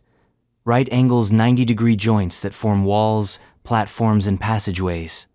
On land, we'd call them foundations. Underwater, we're told they're coincidences, except there are so many of them, and they're connected. They form structures. Not scattered rocks, structures. One feature, dubbed the main terrace, resembles a ceremonial platform, complete with what looks like an altar. Nearby, there's a channel that snakes around like a moat, and further still, a rectangular trench with standing stones, some say pillars rising from its depths. And then there's the so-called turtle, a stone outcropping shaped like a giant reptile, perched perfectly on one of the levels. Too much symbolism? Maybe. But coincidences start to sweat when you line up this many. Now let's talk about the most haunting possibility: age. Yonaguni is submerged at a depth that suggests it sank around the end of the last ice age, roughly 10,000 to 12,000 years ago. That's the same time frame as Gobekli Tepe. The same window as the Younger Dryas Cataclysm. The same mysterious historical pause when ice melted, oceans rose, and human memory rebooted. If Yonaguni was above sea level before that, and there's geological evidence that it was, then we're looking at a construction, or at least a modification, that predates all known civilizations. It's not just older than the Great Pyramid, it's older than agriculture. Let that sink in. A megalithic structure at the bottom of the sea, with architectural features that mirror those found in ancient temples across the world-aligned steps, stone pillars, interlocking blocks, and it's thousands of years older than Sumer, than Egypt, than the wheel. And it's underwater. We don't just forget civilizations, we drown them. Skeptics argue, there are no tools, no artifacts, no bones. True, but the ocean is not kind to preservation. Salt water doesn't cradle, history it devours it. Wood dissolves, metal corrodes, DNA vanishes. All that remains is stone. And that's the pattern. Because stone is stubborn. It doesn't care what we believe. It just sits, it waits, it survives. The defenders of the natural formation theory point to similar geological formations elsewhere. Basalt columns, sandstone shelves, tectonic strata, but none of them display the layout Yonaguni does. The alignment, the order. This isn't a cave system. It's not a reef. It's not a pile of rocks. It's a design. Even trained architects and engineers who've examined the site admit, it looks deliberate. It looks like architecture. But perhaps the most eerie feature of all is not the structure itself. It's what surrounds it. Because Yonaguni doesn't sit in isolation. The entire region around the Ryukyu Islands is littered with submerged anomalies, rock walls, terrace-like formations, underwater ridges that look suspiciously man-made. It's as if the sea consumed not a monument, but a city, or a coastline of cities, a network. And that brings us to the cultural memory. Japan has myths of sunken kingdoms like Mu or Lemuria. So do Polynesia, India, even parts of South America. Stories of great floods, of lands that vanished, of gods who walked among men and then retreated to the deep. We've always dismissed these as fantasy. But Yonaguni sits like an accusation in the surf. It's not here to prove anything. It just is. Silent, wet, inconvenient. It doesn't care about academic pride or geological comfort zones. It only knows one thing. It exists. And it's not alone. Because stone remembers. And in the cold, black silence of the seafloor, something waits. A whisper from before the flood. From before history hardened into textbooks. From before we decided what was possible. And when the currents settle, when the silt drifts and light slices down through the blue, it's not just ruins, you see. It's the outline of a civilization that didn't forget. It was forgotten. And if the sea can hide a city, what else is hiding? Somewhere colder, wilder, far to the north. Among the Siberian cliffs, where legends speak of giants and ancient walls built by hands too large to name, Gornaya Shorya waits. And the stones there don't just defy belief, they mock it. Gornaya, Shorya, megaliths, Siberia, hidden in the snow-choked wilderness of southern Siberia where the mountains rise like sleeping gods and winter never truly leaves lies, a structure that breaks every rule we thought we understood about stone, scale, and sanity. Gornaya Shorya, or as some have called it, the Wall of the Giants. You've probably never heard of it. No tourist buses, no documentaries narrated by polite British voices, no signs or fences. Just a wild, remote stretch of taiga and granite where the cold bites and the silence listens. A place where even Russian researchers tread lightly, and where the stones themselves seem to stare back at you. At first glance, it looks like a landslide. Massive boulders, jumbled together on a steep slope. But then the pattern emerges. The geometry asserts itself. These are not loose stones. They are blocks. Stacked, aligned, angled, fitted. Some stand vertically like towers. Others stretch horizontally, forming tiers like the courses of an ancient wall. But these are not your average megaliths. They are beyond megalithic. These stones, some estimated to weigh over 3,000 tons, dwarf even the great blocks of Baalbek. And that's not a typo. 3,000 tons. For reference, that's about the weight of 500 elephants, or 7 fully loaded Boeing 747s. It is, in short, stupidly, comically impossible. Yet there they are. towering slabs of stone cut with straight edges and right angles, interlocked as if they were shaped by the hand of some primordial architect with a taste for scale. The sheer size of these blocks breaks the mind. You don't try to imagine how they were moved, you try to imagine why anyone would try. There is no crane on Earth that could budge one. No ancient ramp system that could account for the logistics of placing them into a mountainside, hundreds of meters above the valley floor. And the cuts? They aren't natural fractures. They are too precise, too smooth. In some cases, the seams between the stones are so tight they echo the impossible joins of Sacsahuaman or Puma Punku. You see beveling. You see alignment. You see intention. The orthodox explanation? Geological formations. Natural processes. Freezing, thawing, tectonic uplift. But that explanation frays quickly when confronted with the layout, the repetition, the improbable symmetry. This isn't chaos, it's choreography. And it gets worse. Because some of the blocks appear to have fallen. Not tumbled fallen, as if something struck the wall, hard, as if the upper levels gave way under pressure. You see stones shattered on impact, split in half, their clean inner faces exposed to the elements for the first time in millennia. You see what looks like structural collapse. Not weathering. Failure.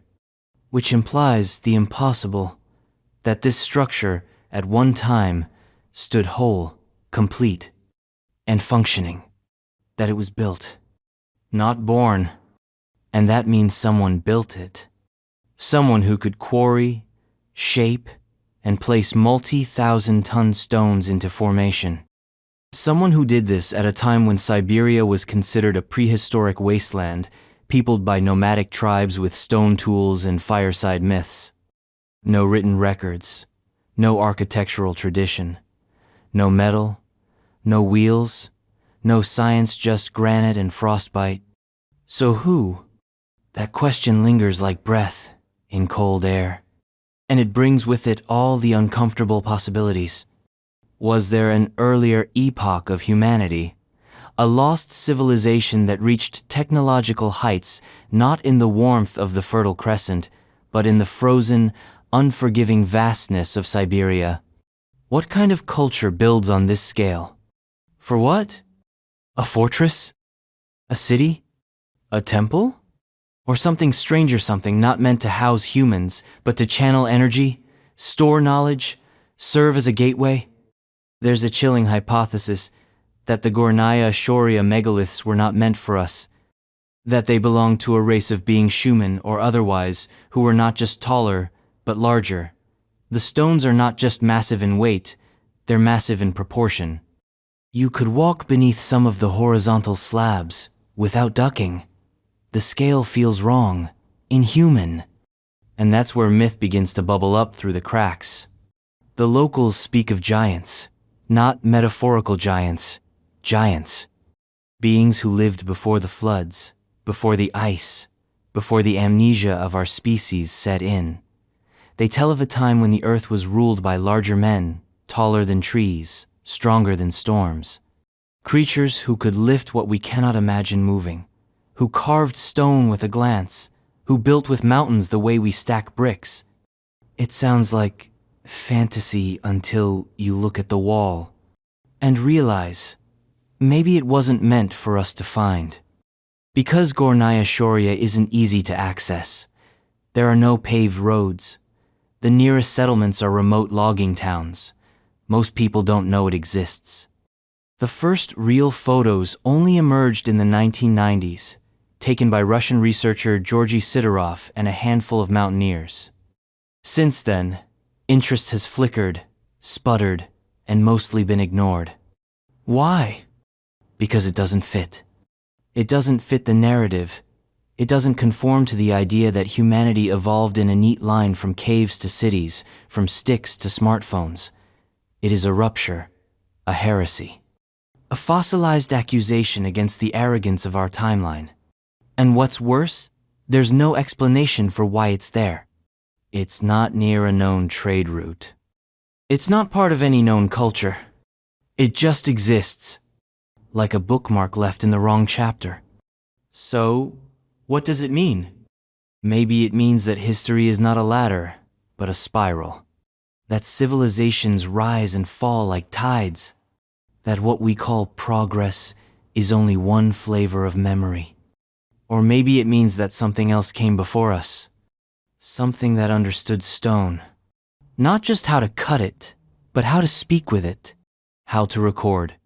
How to encode. How to remember. Because that's the thread, isn't it? From Baalbek to Puma Punku, from Machu Picchu to the Serapeum, from Gobekli to Yonaguni stone is the language. It endures. It resists. It remembers. And Gornaya Shorya is a sentence in that language. A sentence carved in the grammar of giants. And even if we can't translate it, we can feel it. In our bones. In the cold. In the weight of unanswered questions. And just when you think you've seen the upper limit of impossible, just when your brain begs for something normal, you hit the Mediterranean. And on a sun-soaked island known for its beaches and quiet ruins, you find temples. But not the kind you expect. These are older, stranger, and they aren't built. They're grown. Welcome to Malta. Malta's megalithic temples. Hagar Kim, Menajdra, and more. On the rocky coastlines of Malta, sun-drenched and wave-worn, lie ruins so old they might as well be hallucinations. They're quiet, understated. Not massive like Giza, not myth-soaked like Gobekli Tepe, but they are older than both. They are older than Stonehenge. They are older than the pyramids. They are the megalithic temples of Malta, and they are some of the most impossible structures ever built by human hands, especially because those hands, by the official timeline, shouldn't have existed in such a state of mastery. Hagar Kim, Manjtra, Tarxian, Al-Saflieni, and others. Some dated as far back as 3600 BCE, but many researchers argue they are far older, deeply older, not just old in the linear archaeological sense, but ancient in the mythological sense. As in, before time got organized. Let's start with the basics. The Maltese temples are not ruins in the usual sense. They're not crumbling cityscapes or collapsed towers. They're sculpted spaces, engineered, megalithic enclosures that feel more grown than constructed, as if they were coaxed out of the rock, rather than placed on top of it. And these aren't piles of rubble. These are sophisticated, freestanding stone structures, each with multiple apses like petals of a flower branching off a central axis. Think stone labyrinths, with carefully aligned passageways, chambered interiors, and altars built into the very walls. They are complex, symmetrical, symbolic. Let's talk size. Some of the stones used in Hagar Kim and Menajdra weigh up to 20 tons. These are not small boulders. These are mammoth slabs of limestone, some over 20 feet long, hoisted, shaped, and slotted into position without cranes, pulleys, or any evidence of advanced tools. Now consider this. There are no forests in Malta. There never were. That means no wooden rollers, no tall trees to make ramps. And yet, someone moved these stones. Someone maneuvered them into place with a precision that would make modern stonemasons sweat. Then there's the craftsmanship. These stones aren't roughly hewn. Many are perfectly curved, forming semicircular apses with an almost architectural arrogance. Some walls are decorated with spiral motifs, carved directly into the stone. Others feature representations of flora, fauna, and complex symbolic patterns, none of which are random. They echo, they repeat. This isn't decoration, it's a language. But a language we no longer understand. Let's talk alignment. Menajdra, in particular, is aligned to the solar calendar with disturbing precision. Its central doorway frames the rising sun on the spring and autumn equinoxes.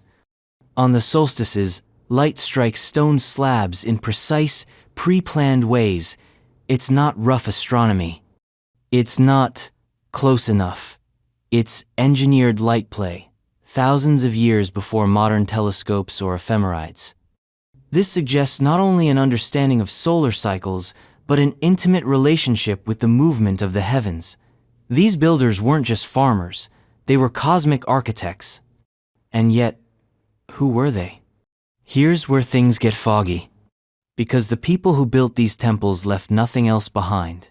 No written language, no recorded history, no clue as to what they called themselves or what they believed. All we have are their bones, a few clay figurines, and their temples. And their temples are weird.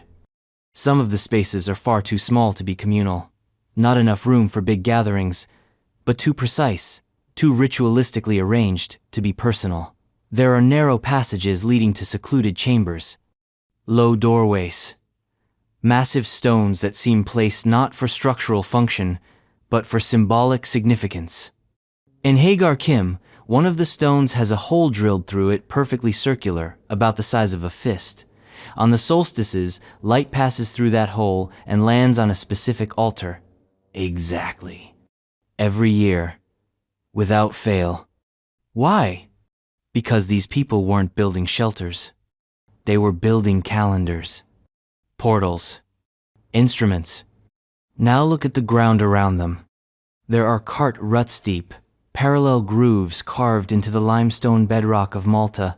These ruts crisscross the landscape in impossible directions, often leading straight into the sea. Some intersect. Some diverge. Some double back. They are not worn from modern vehicles. They are prehistoric. But how prehistoric? Some geologists claim they are over 10,000 years old, based on the weathering of the rock. Others claim they're much newer. But here's the rub. No one knows what made them. The width between the ruts is often too narrow for conventional carts. There are no wheel remains, no axles, no footprints. Just the ruts running like veins through the landscape, dipping under waves, vanishing into cliffs. If you believe the most radical theorists, these tracks are the remnants of an antediluvian technology machines, vehicles, even tools used by a pre-flood civilization that has since turned to myth. If you believe the mainstream, they're erosion, repeated foot traffic, dragged sleds, a mystery we don't need to solve. But that's not good enough. Because Malta, small as it is, punches way above its archaeological weight class. This tiny island is home to structures that defy both time and logic. The temples themselves were buried under meters of soil and rubble when they were first discovered, and they weren't collapsed, they were filled in, deliberately. You know what that means. Just like Gobekli Tepe. Just like Karahantepe. These temples were buried on purpose. Who does that? Who builds something monumental, sacred, astronomical, then hides it from the world? Only two types of people. Those who know the end is coming, or those who have already seen it. And then there's the silence. There's no record of these people migrating. No evidence of war, no signs of disease. They didn't vanish in the traditional, archaeological sense. They simply stopped building. The culture that created the temples of Malta just ended. Abruptly, cleanly, like a stage play with the final act torn out. Maybe they died. Maybe they left. Or maybe, just maybe, their civilization wasn't meant to last. Maybe the temples weren't for the living. Maybe they were memory, warning, instruction. And they left the message in the one language they knew would survive. Stone. And what a message it is. That civilization is not linear. That history is not a straight line. That the ancestors we imagine as barefoot farmers may have had maps of the stars, tools we can't name, and knowledge we've only just begun to rediscover. Malta's temples are not anomalies. They're part of a pattern. a pattern of remembrance, disruption, and erasure. And when you follow that pattern across Europe, across ancient Gaul, you begin to find stones again.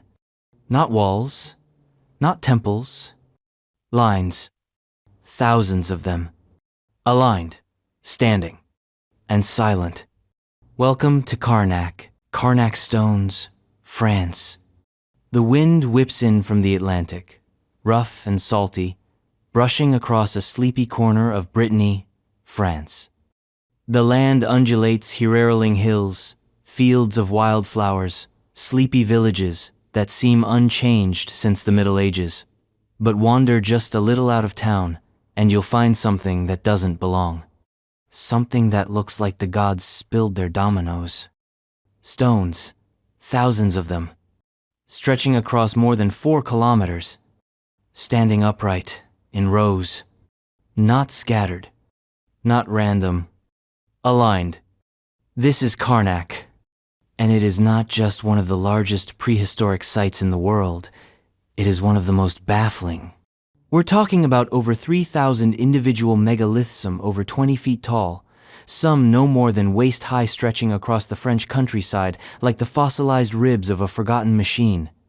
There are alignments, circles, dolmens, tumuli, menhirs, all the ancient vocabulary you've seen in textbooks, but none of the context.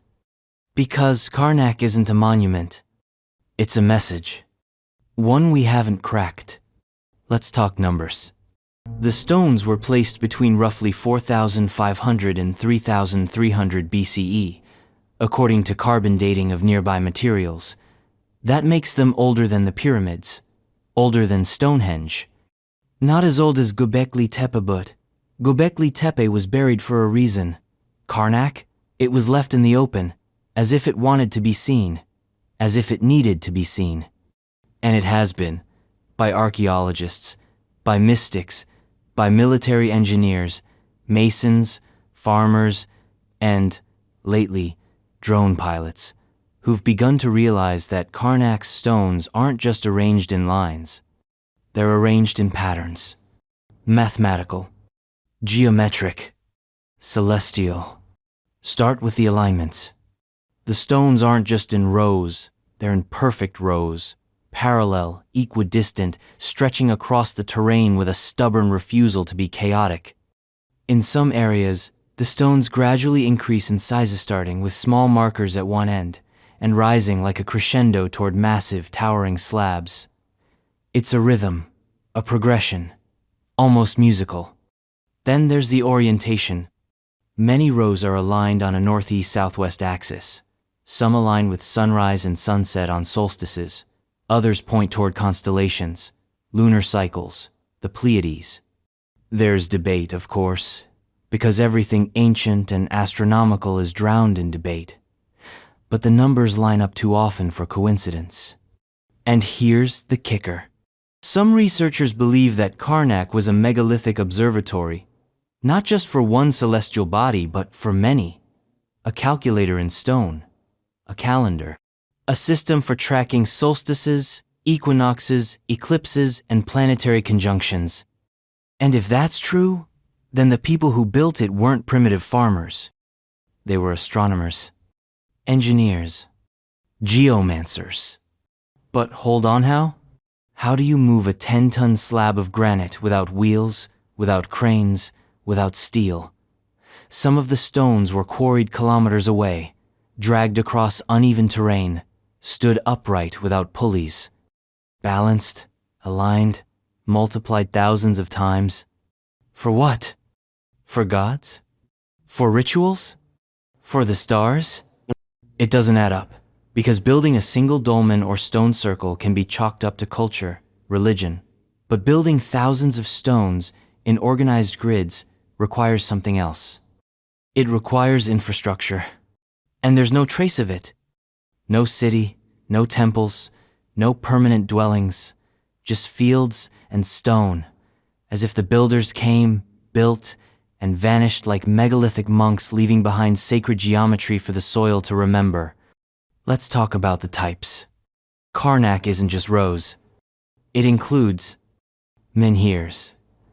The standing stones, some over 20 feet tall, planted like teeth into the earth. Dolmens. Horizontal capstones balanced on vertical ones like stone tables. Often used as tombs, maybe, but some show no human remains. Tumuli. Burial mounds. Long barrows. Earth-covered chambers, sometimes built around dolmens, sometimes empty. Stone circles. Enclosures. Gathering points. Altars. Stargates. Choose your term. It's a buffet of sacred architecture without a coherent script. And the style? Familiar. Echoes of other sites. Similarities to Stonehenge, to the megalithic passage tombs of Ireland, to standing stones in Portugal, even to the dolmens of Korea. It's almost as if there was a shared language, a blueprint, a megalithic tradition that spanned continents and centuries, one that whispered, "This is how you anchor memory to the earth." But it doesn't stop at style. Some theorists have proposed that the entire Carnac site resonates with geomagnetic currents, that the placement of the stones enhances subtle earth energies, that the builders were mapping ley lines, that Carnac isn't a monument at all, it's a machine, a giant, grounded circuit board, designed not to worship the stars, but to interact with them. That idea sounds wild until you remember the precision of the alignments, until you factor in the acoustics of the dolmens, the resonant frequencies of the stone types, the consistent relationship to cardinal points. Maybe it was a machine, one we can no longer turn on. And the people who built it? We don't know. No one does. There are theories, pre-Celtic tribes, sea peoples, even survivors of Atlantis. Every hypothesis is either too vague or too bold. What we know for sure is this: the builders left no writing, no mythology, no oral traditions, no names, just the stones, standing, waiting. And here's where things turn.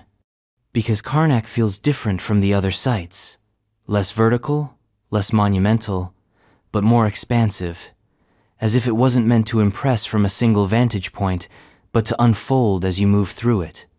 It's kinetic architecture, a story that only reveals itself step by step. And perhaps that's the point. Because Carnac is about rhythm, repetition, pattern. It teaches by walking, by counting, by being there. It's not a statue, it's a ritual in motion. And if you walk long enough, you begin to feel it.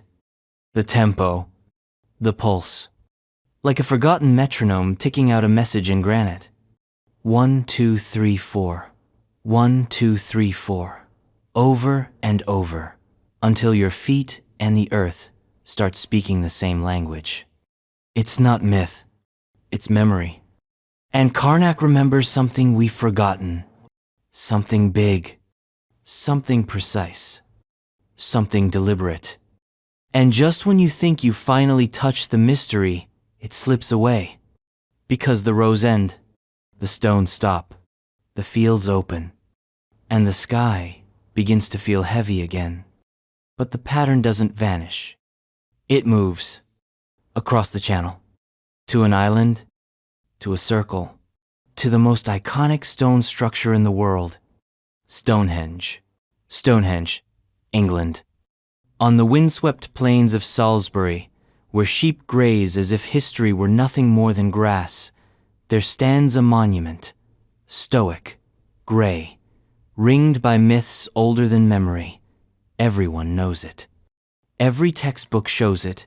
Every tourist snaps a photo and walks away with a shrug and a fridge magnet. But Stonehenge is not just an old circle of rocks.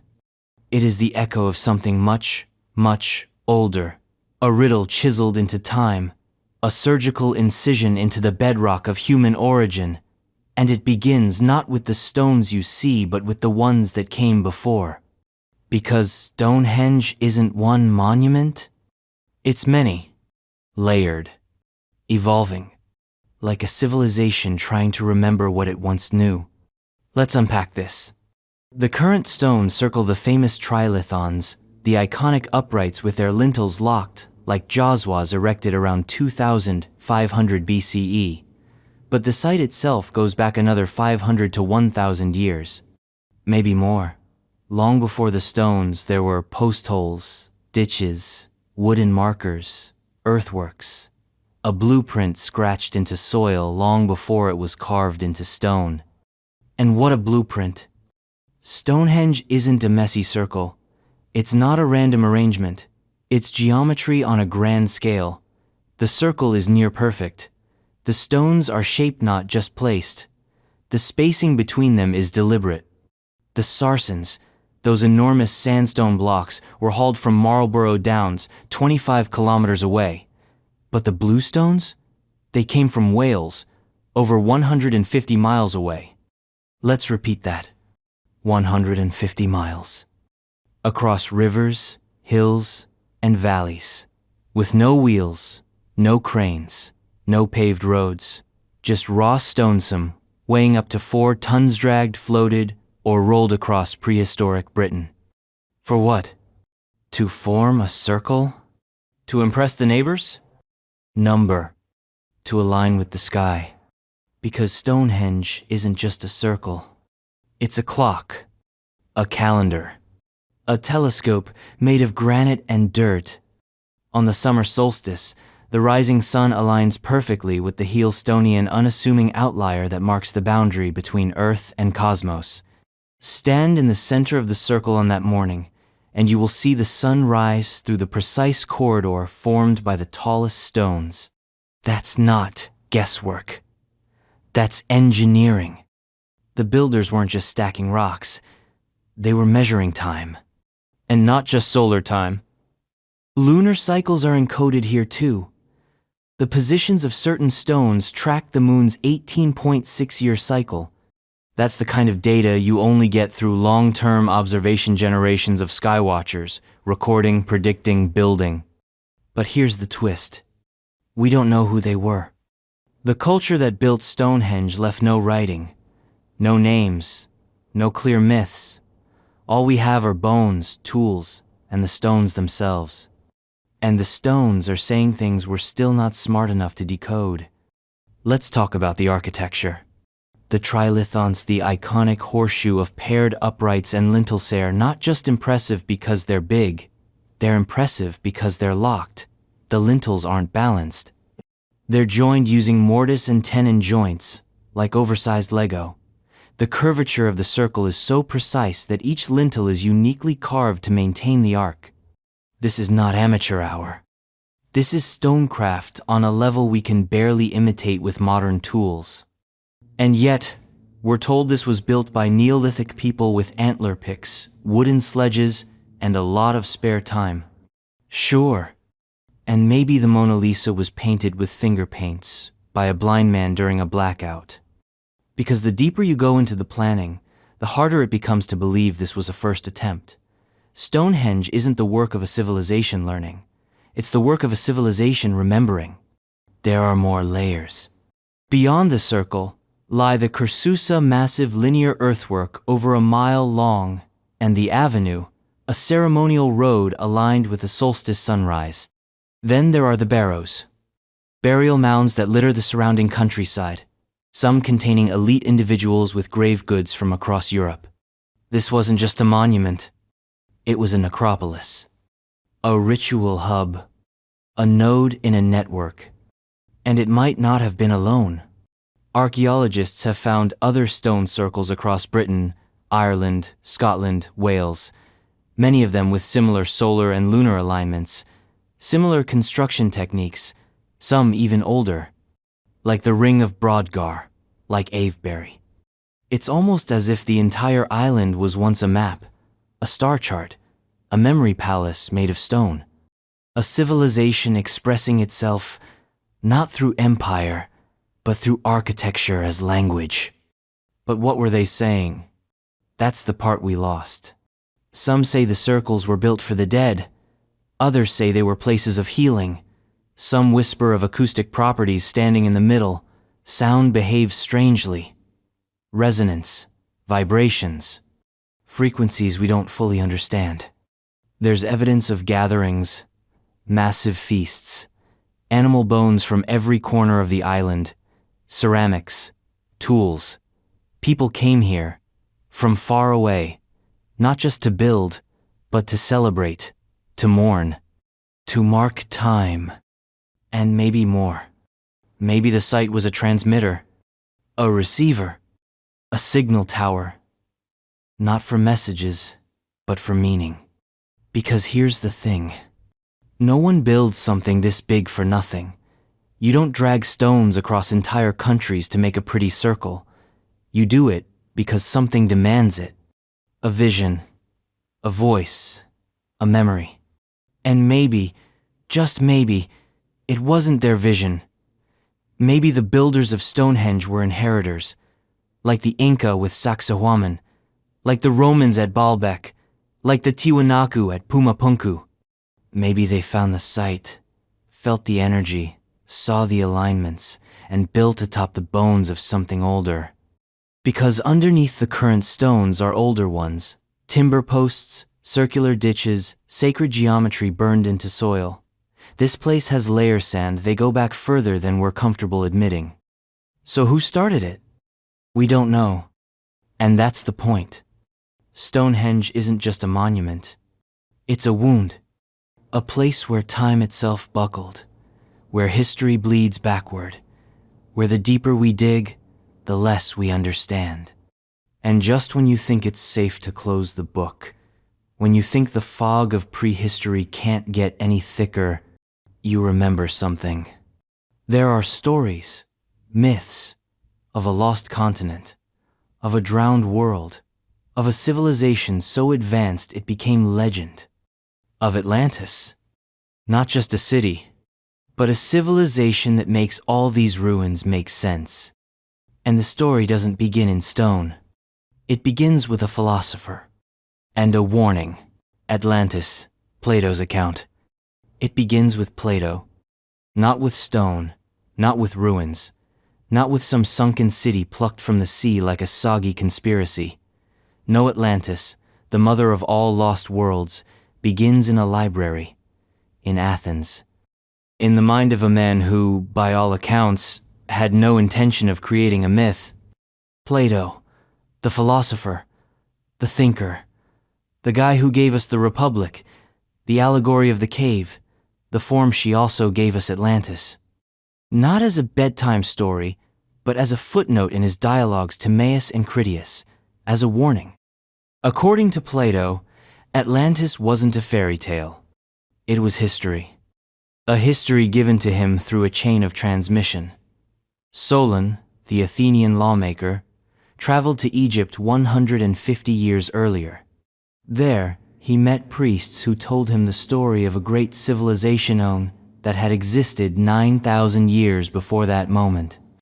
A powerful empire that stretched beyond the Pillars of Heracles, what we now call the Strait of Gibraltar.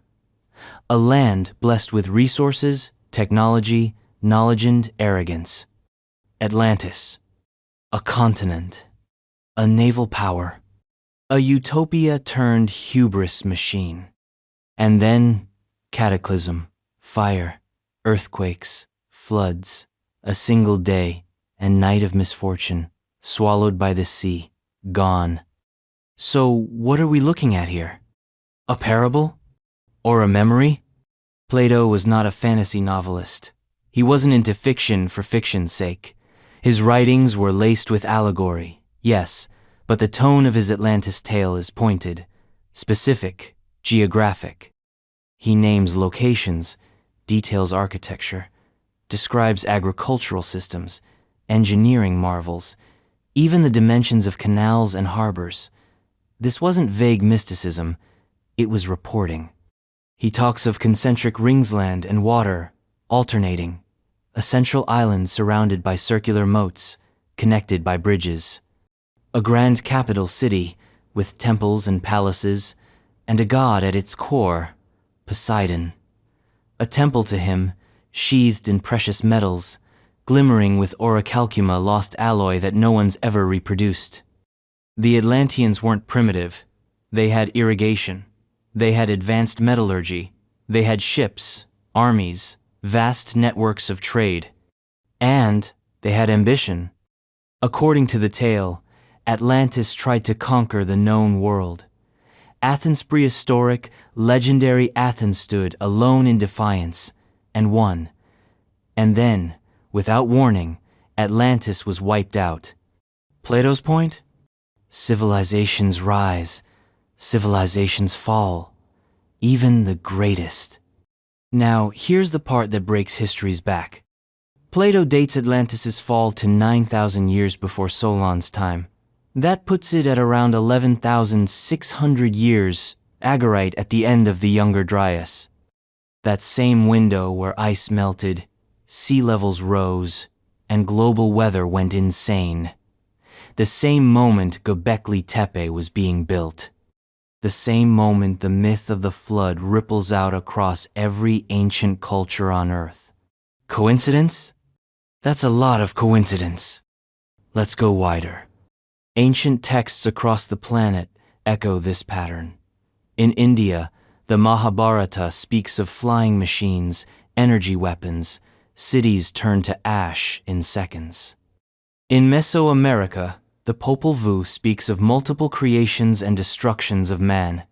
The Sumerians wrote of the Great Deluge. The Egyptians hinted at Zep Tepethe first time when the gods ruled the earth. And here's Plato, calmly reporting that Atlantis was real, and its destruction wasn't a metaphor. It was precedent. The critics arrive, of course. They say Plato made it up, that it's allegory, that it's a moral tale dressed in geography, and maybe it is, but then, where did the detail come from? Why the specifics? Why the 9,000-year timeline? Why tie it to real places, real measurements? Why go so hard? And more importantly, why does it fit? Because when you look at the pre-flood anomalies scattered across the globe, Baalbek, Puma Punku, the pyramids, the Serapeum, Gobekli Tepe, Atlantis stops being a punchline. It starts to feel like context. A lost world, a high-tech civilization. Not flying cars and glass skyscrapers, but a society that understood astronomy, geometry, and geophysics at a level we still struggle to match. A society that encoded knowledge in stone, that left messages in alignments, proportions, frequencies. A civilization that foresaw its own end. And here's the darkest possibility. What if Atlantis didn't fall by accident? What if it triggered its own destruction? There are whispers myths scattered like breadcrumbs that hint at forbidden knowledge, at forces manipulated beyond control, energy sources lost, portals, grid systems. Theories that sound like science fiction until you're standing in front of 1,000-ton stones balanced with the precision of microchips. What if Atlantis wasn't just the origin of myth? What if it was the source code of ancient memory? And what if the flood wasn't punishment but protocol? A hard reset. Clear the board, let the survivors scatter, let the stories degrade into religion, then into legend, then into bedtime stories. Let the temples sink, let the towers collapse. Let the knowledge hide in stone, in myth, in metaphor. Because here's the thing. Stone doesn't lie. It doesn't exaggerate. It doesn't forget. It just waits. And when the waters recede, when the ice melts, when the species that forgot itself looks back in wonder at the ruins dotting the earth, Atlantis will still be there. Not as a name, but as a question. A pressure in the bones, a knowing behind the eyes, that we were not the first, that we will not be the last, and that somewhere, beneath the waves, beneath the myths, beneath the bones of time itself, the answer is still singing, waiting. And the next verse, it's rising from the east, where another myth, another lost continent, waits in silence. Mu, Lemuria, whatever you call it, the echoes are the same. Lemuria, Mu, mythological continent. East of memory, west of maps, somewhere in the thin fog between speculation and forgotten truth, lies another land that shouldn't exist yet, won't go away. It has many names: Mu, Lemuria, the motherland, the sunken kingdom, the lost world of the East. It's a continent that has never been found, but never quite disappeared. Not in the minds of mystics, not in the stories of sailors, not in the coded myths of the people who still trace their ancestry to a time before the flood, before history, before forgetting.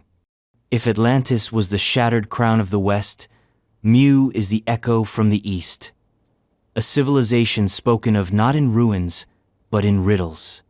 Not in stone, but in soul. Let's start with the story. In the 19th century, British zoologist Philip Sclater noticed something odd. Lemurs were present in both Madagascar and India, but not in Africa or the Middle East. This discontinuity in species distribution led him to propose a lost landmass that once connected these regions, a land he named Lemuria. Science eventually chalked it up to continental drift, and Lemuria faded from zoological relevance. But the name stuck and took on a new life entirely, because at the same time, other voices began to speak. Not scientists, but seekers, mystics, channelers, students of theosophy. In 1864, French writer Louis Jacoliot claimed to have found ancient Tamil texts referencing Rutas, an advanced sunken continent in the Indian Ocean. Later, Helena Blavatsky, founder of the Theosophical Society, popularized the idea of Lemuria as the cradle of an ancient, spiritually advanced civilization. They weren't talking about biology. They were talking about beginnings. According to these traditions, Lemuria wasn't just a place. It was a womb, the birthplace of humanity, or at least one version of it. A land where ancient wisdom flourished, where telepathy was the default, where people lived in harmony with natural energies, where temples were attuned to the earth's vibrations and the sun was worshipped not out of fear, but because it was understood as both symbol and power source. This civilization didn't just farm and build, it resonated. Lemurians, we're told, had elongated skulls, towering statures, advanced consciousness. They didn't war, they remembered, and then they vanished. The myths say it was a cataclysm. Some say earthquakes. Others say fire from the sky. Still others say the very earth turned against them, swallowing their continent into the sea like a disappointed mother. Sound familiar? It should. It's Atlantis again, but this time in a different hemisphere, with different names, with different descendants. Because while the West inherited Atlantis, the East remembers Mu. In the traditions of Polynesia, Hawaii, Micronesia, Easter Island, there are stories of a great land that once connected their scattered islands, a land where the ancestors lived in splendor, a land that sank. In Tamil Nadu, India, there are stories of Kumari Kandaman, ancient Tamil civilization, now lost beneath the waves. It was said to stretch from India to Australia, connecting cultures with a shared language, knowledge, and bloodline. In Japan, legends speak of the dragon kings and sunken palaces. In Australia, Aboriginal Dreamtime stories reference great floods and vanished lands. In the Philippines, tales of an ancient motherland resonate in tribal memory. They all echo the same theme. We came from the sea, but the sea took something from us. And if you follow the clues, if you dig through oral history, sacred texts, and pre-cataclysm architecture, you begin to wonder, was there a global civilization before our current one?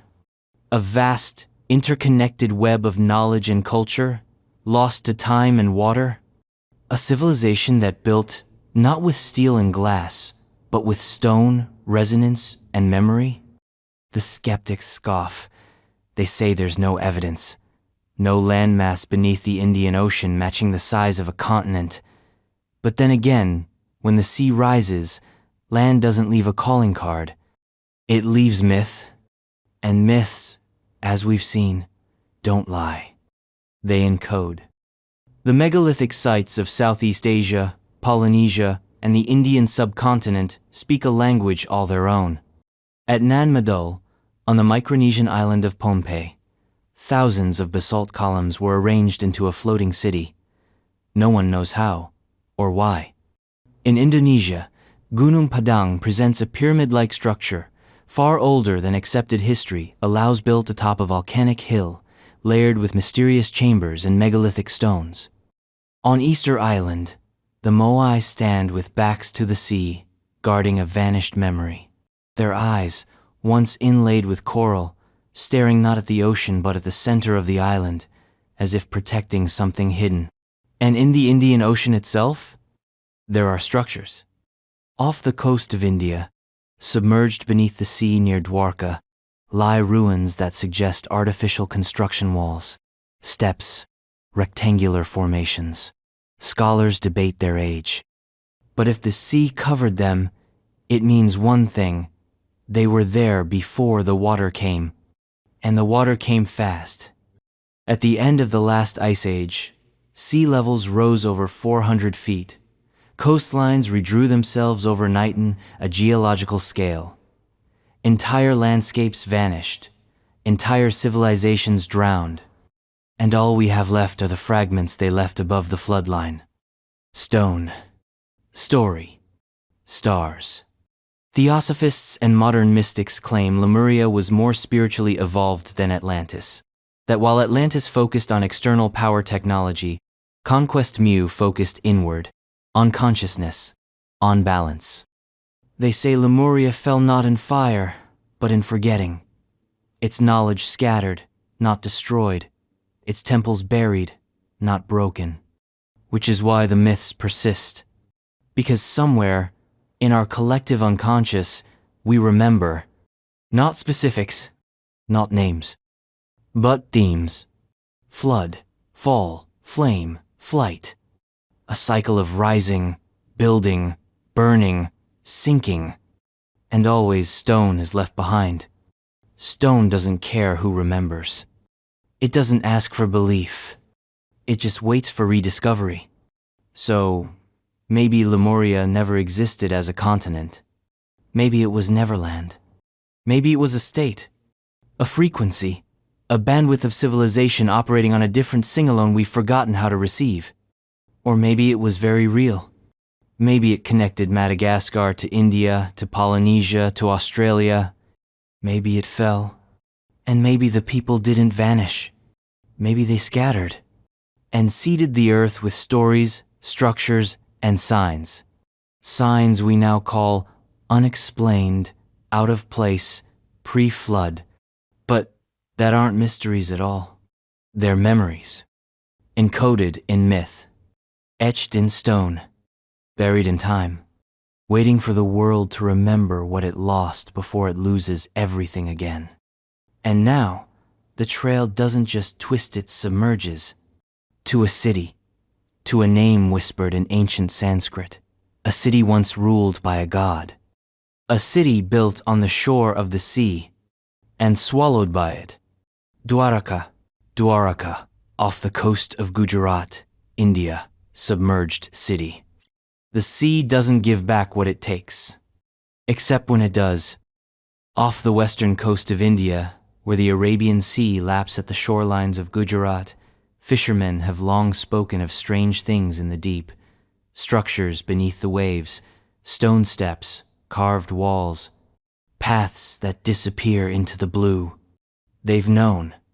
They always knew. But it wasn't until the late 20th century when sonar scans and underwater archaeology began to pierce the ocean's veil that the world at large finally heard the name again. Not as a myth, not as metaphor, but as a location.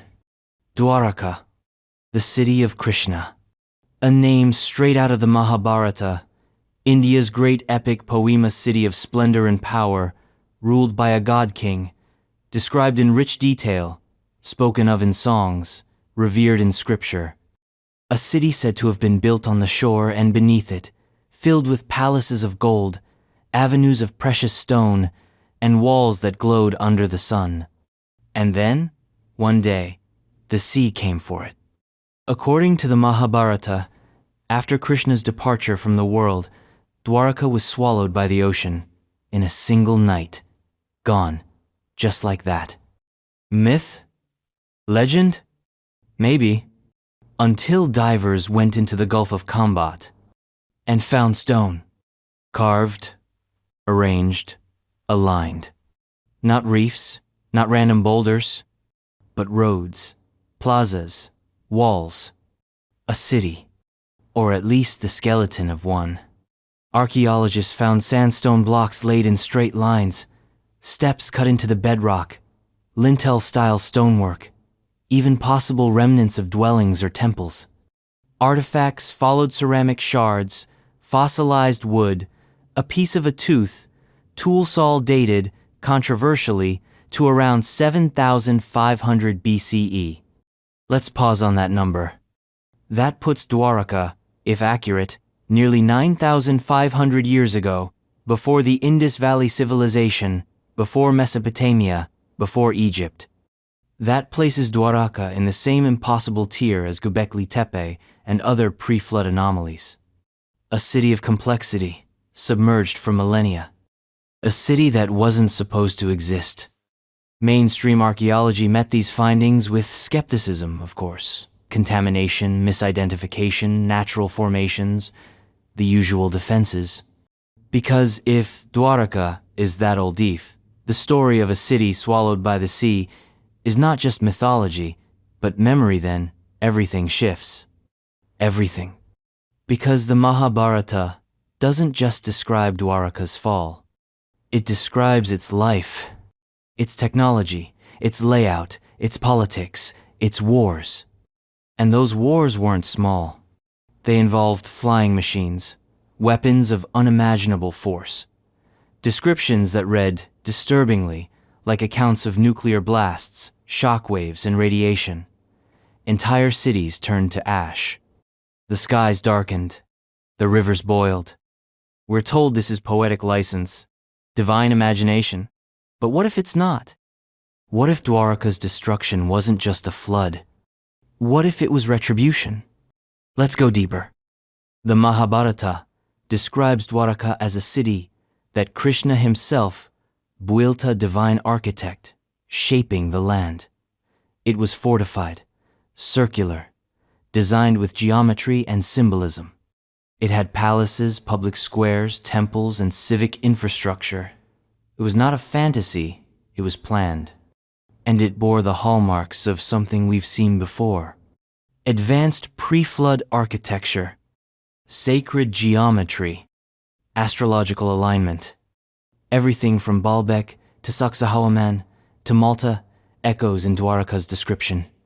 And then came the end. As Krishna left the world, his avatar complete, his mission fulfilled, he foretold the city's doom. The ocean would come, the age would close, the curtain would fall. And it did.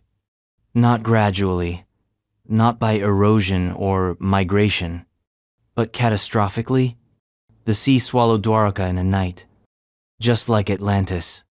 Just like Lemuria. The parallels are so on the nose they read like plagiarism across time. But what if that's not coincidence? What if these are not different stories? What if they're the same story, told again, and again, and again, through different names, in different lands, by survivors carrying only fragments of what came before? Because flood myths are everywhere. Mesopotamia, Sumer, Egypt, Mesoamerica, the Pacific, the Arctic. And in India, they have a name. Pralaya, the Great Dissolution, a cosmic reset, a cleansing, not just of cities, but of civilizations, of epochs. And here's the catch. Dwaraka isn't alone. India's coastlines are riddled with sunken anomalies. Pumpuhar off the Tamil Nadu coast shows signs of submerged structures. Adam's Bridge, also called Rama's Bridge, or Rama Sita, stretches from India to Sri Lanka in a formation that looks engineered, not natural. And satellite imagery reveals patterns beneath the sea that suggest the past isn't buried under dirt, but under water. A vast pre-flood world, gone in days. Remember, during the melting of the last ice age, global sea levels rose over 400 feet. Entire coastal cities would have vanished. And where do early civilizations always form?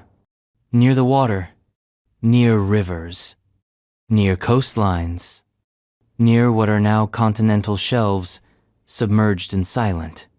So Dwaraka's story isn't fringe. It's pattern.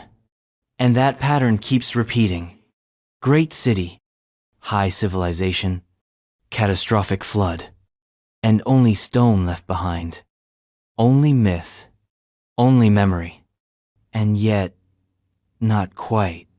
Because Dwaraka is being excavated, piece by piece, the sea doesn't want to give it back, but it's leaking secrets. And every new sonar scan, every new artifact, makes the story more impossible and more undeniable.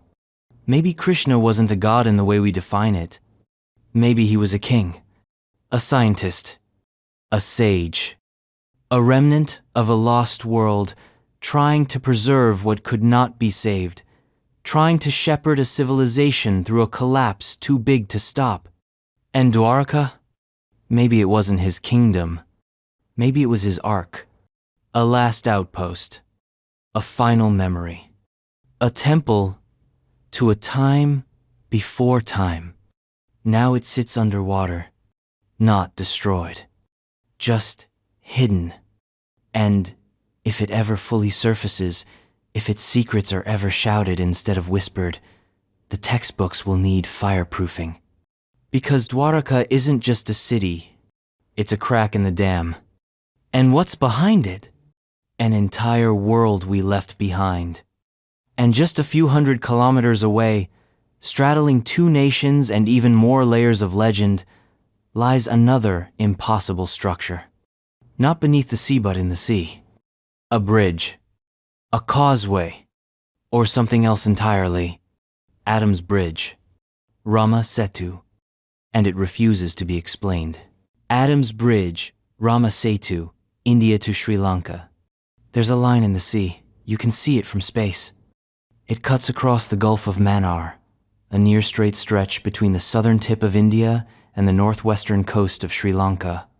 A string of limestone shoals, a trail of islands, a chain of sandbanks and submerged rocks so linear, so geometric, it makes cartographers scratch their heads and historians scratch them harder. They call it Adam's Bridge. They call it Rama Setu. They call it natural. But no one really knows. This isn't just a stretch of shallow sea. It's a corridor, a boundary, a scar. It runs for over 30 kilometers, nearly 20 miles, with an eerie symmetry that refuses to be fully dismissed. Satellite imagery shows it as a thin white snake in blue water, curving gently like a causeway built by giants. And maybe that's what it was. Because, according to one of the oldest stories known to humankind, that's exactly what it is.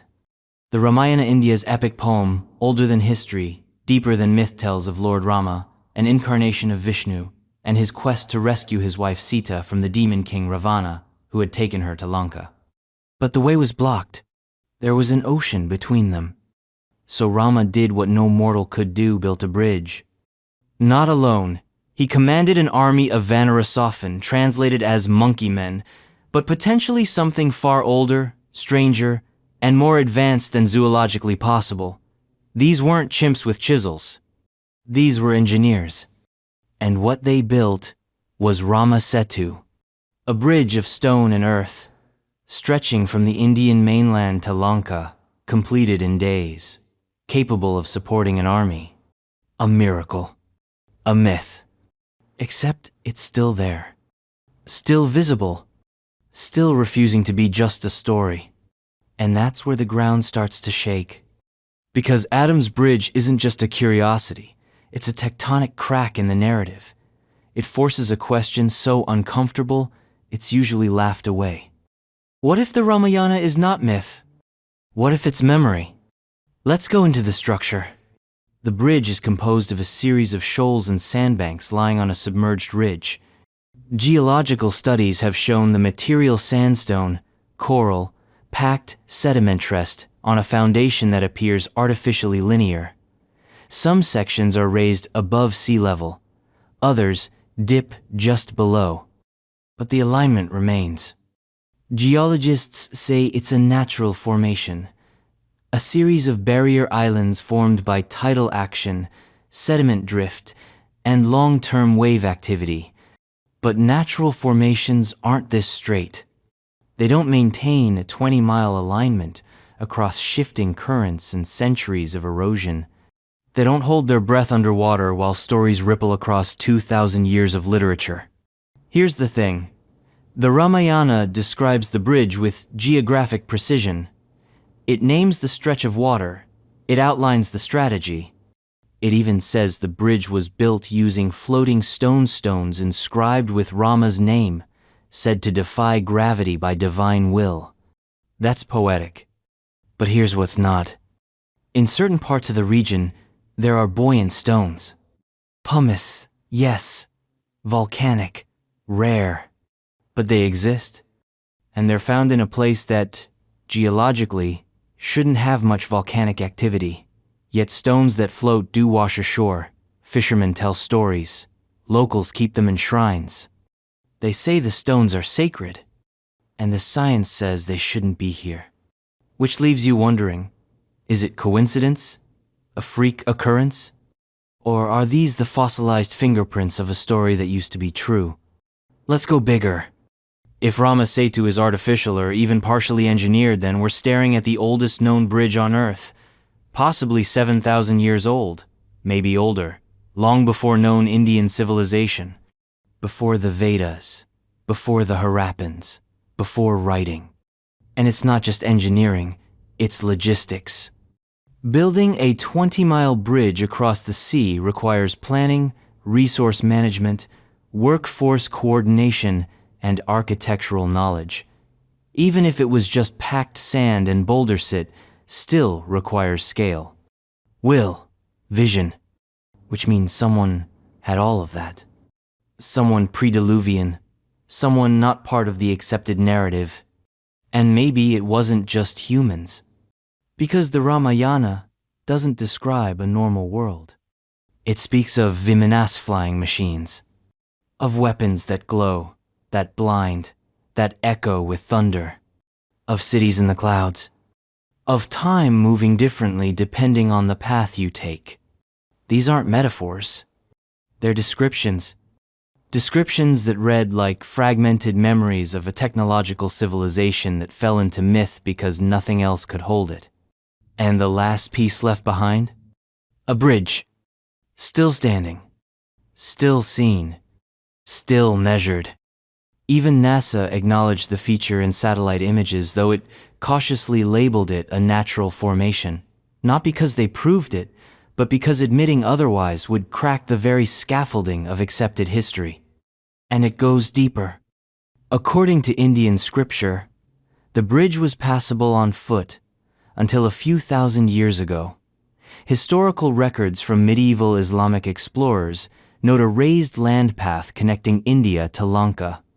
Even early colonial maps label it Adam's Bridge, tied to the Islamic belief that Adam, the first man, crossed here after being cast from Eden.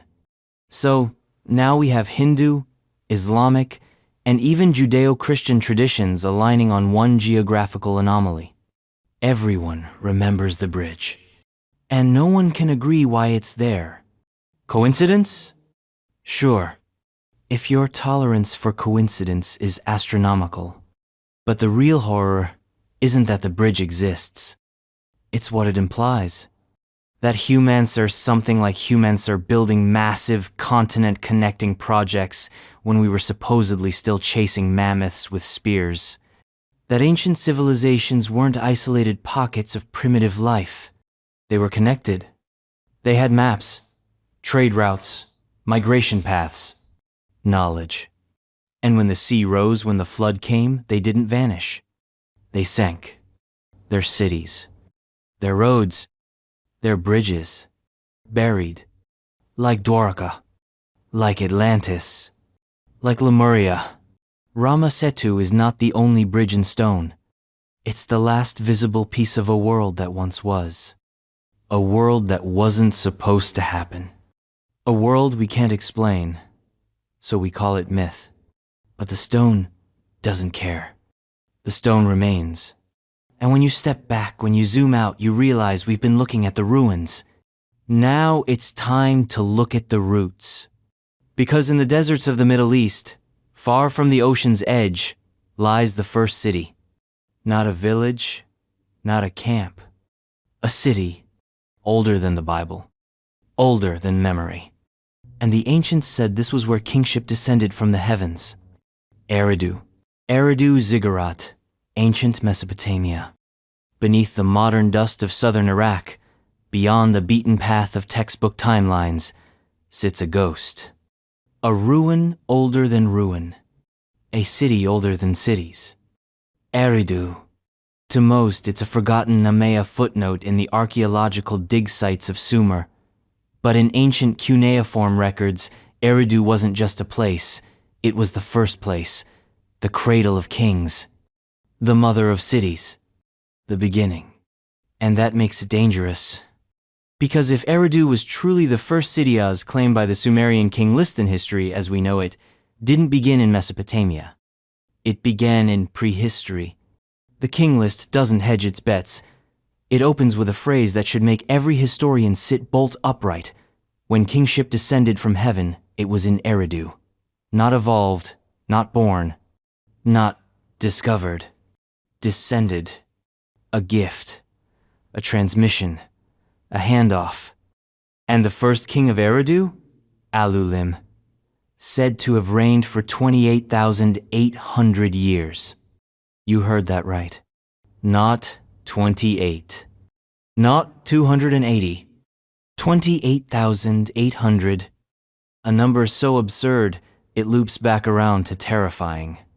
Because either the Sumerians were mythologizing wildly, or they were remembering something so vast, so profound, so ancient, that it could only be expressed in cosmic time.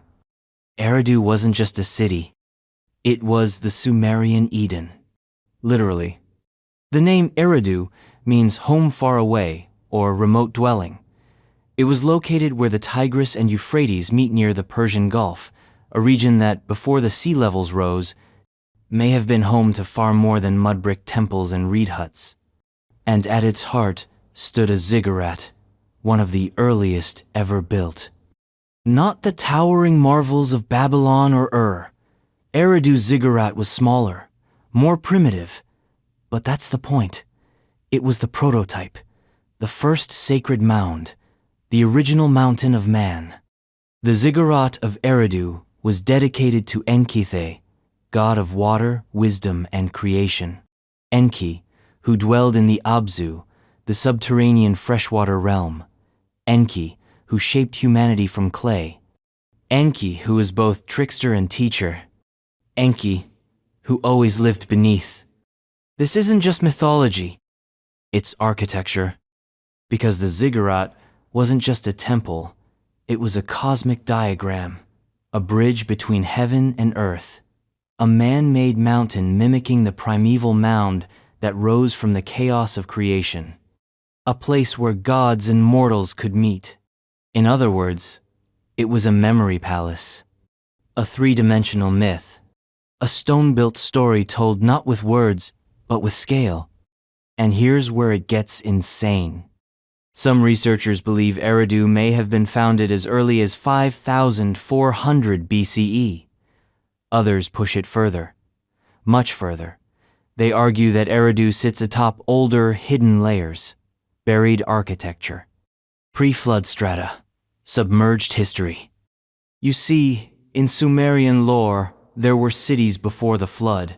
Eridu was the first but not the last. And when the deluge came, It didn't destroy these cities like a wildfire. It drowned them. Slowly, relentlessly, like a reset button pressed by nature or God or both. And yet Eridu survived. Or at least its memory did. Because even after the flood, the Sumerians kept returning to it, rebuilding, revering. They never let it go. Not really. Which raises the question, was Eridu just the first city? Or was it the last beacon? A lifeboat for knowledge? A place where whatever survived the cataclysm, whatever wisdom, whatever math, whatever language could be passed down? Here's something else to chew on. The architecture of Eridu's ziggurat resembles that of pyramidic platforms around the world. Mesoamerican pyramids, step pyramids of Egypt, terraced constructions in Indonesia, layered shrines in India, even ancient burial mounds in Europe. Different continents, same geometry. Why? Because form follows function. Or maybe form follows memory. The ziggurat's tiers weren't just for elevation, they were symbolic. Earth, sky, stars, body, mind, spirit, past, present, future.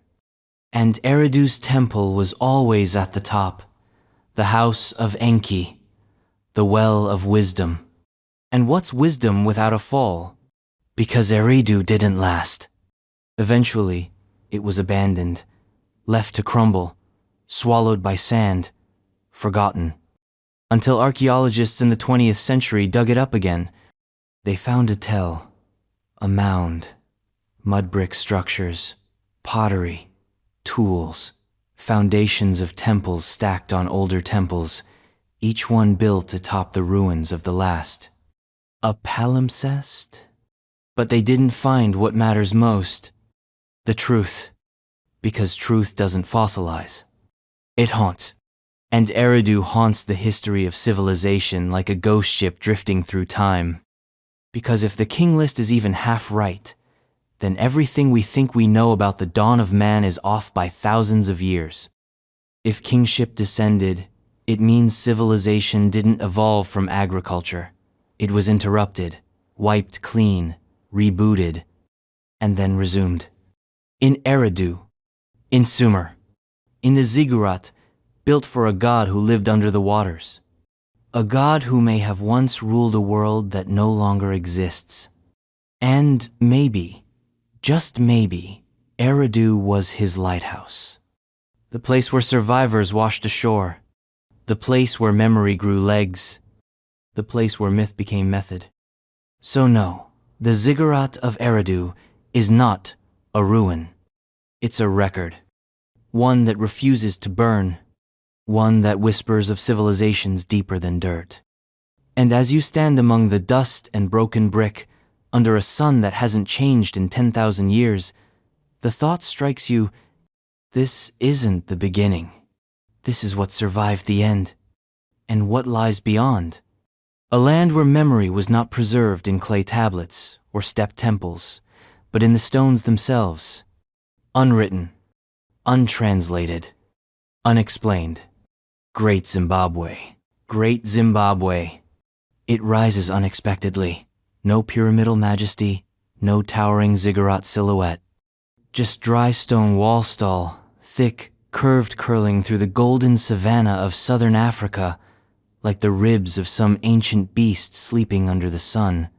This is Great Zimbabwe, and it shouldn't exist. Not like this. Not here. That's what the colonists thought when they first stumbled across it in the 19th century. This was too sophisticated, too massive, too deliberate. They couldn't believe it had been built by local people. It had to be Phoenicians, they said, or Arabs, or someone with a beard and a blueprint. It wasn't. It was built by Africans. And even now, that truth still stirs unease in it, because it challenges colonial narratives, but because it hints at something deeper, something older than we're allowed to acknowledge. Because Great Zimbabwe is a paradox. It's both known and unknown. famous and ignored. Visible, and yet unexplained. Let's break it down. The ruins cover nearly 800 hectares, roughly the size of a small city. At its height, the site may have supported 18,000 people. There are three major architectural areas: the hill complex, the great enclosure, and the valley ruins. The hill complex is the oldest. Built atop a granite outcrop, it's fortified, sacred, strategic. The great enclosure is the most iconic elliptical wall, more than 250 meters in circumference, up to 11 meters high in places, built with no mortar.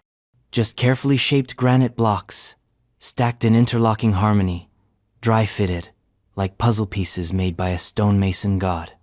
The valley ruins contain domestic structure shuts, workshops, the echoes of daily life. But here's the thing. There's no blueprint, no central plan, no writing, no detailed records. Just stone. And stone, as always, remembers. Let's talk about the construction. The walls were built without mortar. That's important. That means they relied entirely on precision. The stones, some massive, had to be perfectly shaped and balanced to stand, and they have stood for over 700 years, maybe longer. And we're not just talking defense. These aren't castle walls. They're symbolic. The curves of the great enclosure mimic the movement of the cosmos. The chevron and herringbone patterns carved into the stone aren't just decorative, they're coded, directional, possibly astronomical. And then there's the conical tower. Inside the great enclosure stands a 10-meter-tall solid stone tower. No entrance, no inner chamber, no clear function. A monument to something. It's not a watchtower. It's not a grain silo. It's ritualistic. A cosmic phallus? An energy conduit? A symbol of continuity? Take your pick. What matters is that it doesn't belong in the toolkit of primitive builders. It belongs to something else. Something remembered. Because Great Zimbabwe didn't just appear out of nowhere. It was part of a network. Hundreds of smaller stone settlements, many of them now erased, connected this region.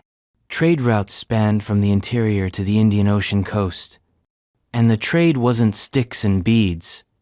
It was gold, ivory, iron, porcelain from China, glass beads from Persia, coins from Arabia. This was global. This was civilized. And yet, no writing, no scrolls, no royal decrees etched in stone.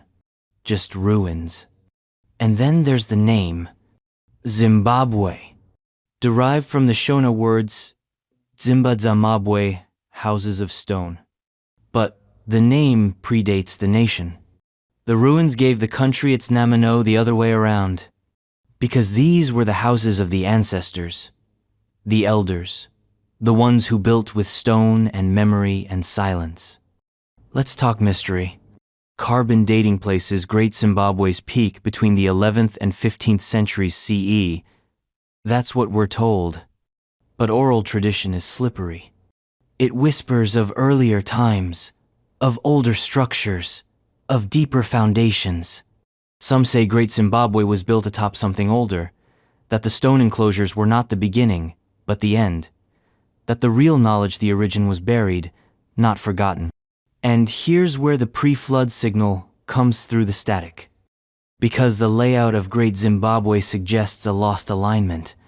The walls point not to modern cardinal directions, but to celestial events long past, equinoxes, solstices, positions of stars that no longer rise where they used to. That means either the builders had a different cosmological map, or they were building with memory, ancestral knowledge inherited from a people who did see the stars from that angle. People from before the sky shifted. Before the floods. Before the great forgetting. You think that's a stretch? Then consider the pattern. Across the world, stone civilizations emerged suddenly, with astronomical alignments, megalithic architecture, sacred geometries. No warm-up. No learning curve, It's as if someone hit play on a forgotten blueprint. And Great Zimbabwe fits perfectly. A high civilization outpost in a place no one expected. A city of gold hidden behind stone walls and colonial denial. And when it was finally discovered, it was too advanced to be believed. Too clean. Too intentional. So the world filed it away. Not under proof, but under problem. A problem that echoes across continents. Because from Great Zimbabwe, the stones don't stop. They twist north, into the Mediterranean. To the island of Sardinia. To towers. To Nuragi. To more dry stone impossibilities. And the whisper grows louder. This isn't a series of ruins. This is a network, a map, a memory of something we used to be. Something vast, something impossible, and it's still waiting to be remembered. Nuragi of Sardinia, out in the middle of the Mediterranean, on an island carved by time and wind, there's a silence that hums, Sardinia. Sunday-bleached hills, jagged coastlines, sheep dotting the highlands like woolen punctuation marks. It doesn't look like a place where the impossible happened. It looks rustic, quiet, almost untouched. But then you see it. A shadow of stone rising above the landscape. Not a castle, not a fortress. A tower. Round, cyclopean, prehistoric. And not just one. Thousands. Scattered across the island like ancient lighthouses for a forgotten sea. These are the Nuragi, and they are the unsolved riddle of Sardinia. No writing, no definitive purpose, no known origin story. Just structure. Powerful, silent structure. And the question that won't die. What kind of civilization builds 7,000 megalithic towers on an island and leaves behind no explanation? Let's start with the basics. The Nuragi, plural. Nuragi are megalithic stone towers constructed without mortar, dry stone engineering, some of it reaching heights of 60 feet. Their base is typically circular, tapering inward as they rise. Inside, they house corbelled domes, narrow staircases, chambers, passageways. Some stand alone. Others form complexes. Some are connected by low walls and village layouts. Others are clustered in star patterns across strategic points of the island. All of them are old, and none of them should exist. Mainstream estimates date the Nuragi to between 1,800 and 800 BCE, attributing them to the Nuragic civilization, a culture we know almost nothing about. No books, no tablets, no scrolls, just pottery, tools, and the bones of a people who lived in the shadow of stone.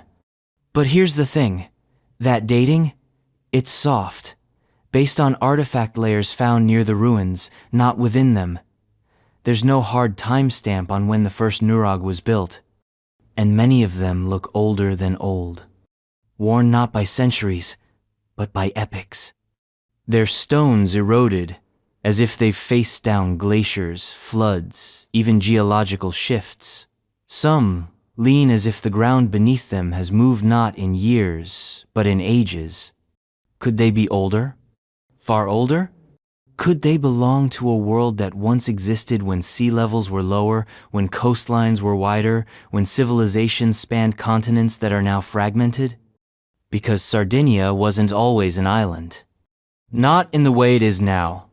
During the last glacial maximum, around 20,000 years ago, sea levels were lower by over 400 feet.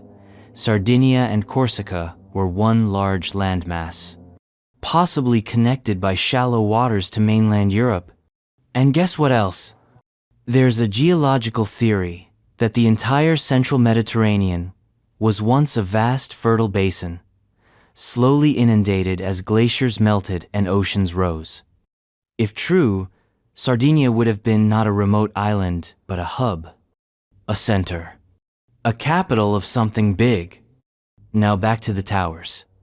There are roughly 7,000 Nuragi known today, but aerial surveys and new scanning technologies suggest there could be more than double that number still buried or eroded beyond recognition. Think about that.